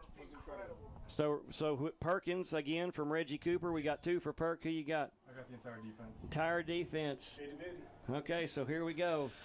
You don't get a vote there, Weaver. I don't give you a vote. So I'm gonna break the tie, and I'm gonna go with the same. I'm gonna go with the entire defense. Perkins, one of those guys on defense, and boy did he play well. But that entire defense just played lights out. But we would do a disservice to this young man if he doesn't get a gold star and a sticker on his helmet. J.Q. Davis, we said we needed 100 from him. He gave us 145 on 28 carries. He also had 3 catches for 27 yards. And on 4th down and about 6, we need 6. He gives us 8. Touchdown pass from J.Q. Davis to our man Quinn Hawkins, the linebacker. And boy, what a big swing that was, because we needed those points. Absolutely. I want to just real quick comment on our half of the bracket for our region. Of course, we're going to advance and play Crosby next week.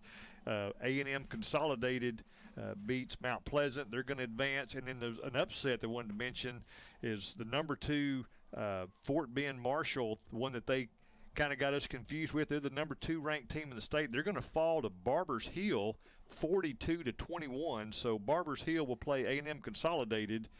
Mavericks will play Crosby. Those 2 winners will meet in the regional semifinals the following week. Well, I'll tell you what, folks, what a game. It looked for a minute like our season was on life support, but those kids, we said it all season. We've told you to come to games, a no-quit bunch. They don't quit again. And those seniors and this Marshall Maverick football team will advance to the second round. Our final score tonight in overtime from Maverick Stadium. Your Marshall Mavericks win it 24-21 over the Bryan Rudder Rangers. For Glenn Bickerdike, Reggie Cooper, Topher Patty, Alec Reyes, and the whole crew here at KMHT, thanks for listening. We'll see you next week at a site to yet be determined, and we got to end on this tonight. How about them Marshall Mavericks? See you next week.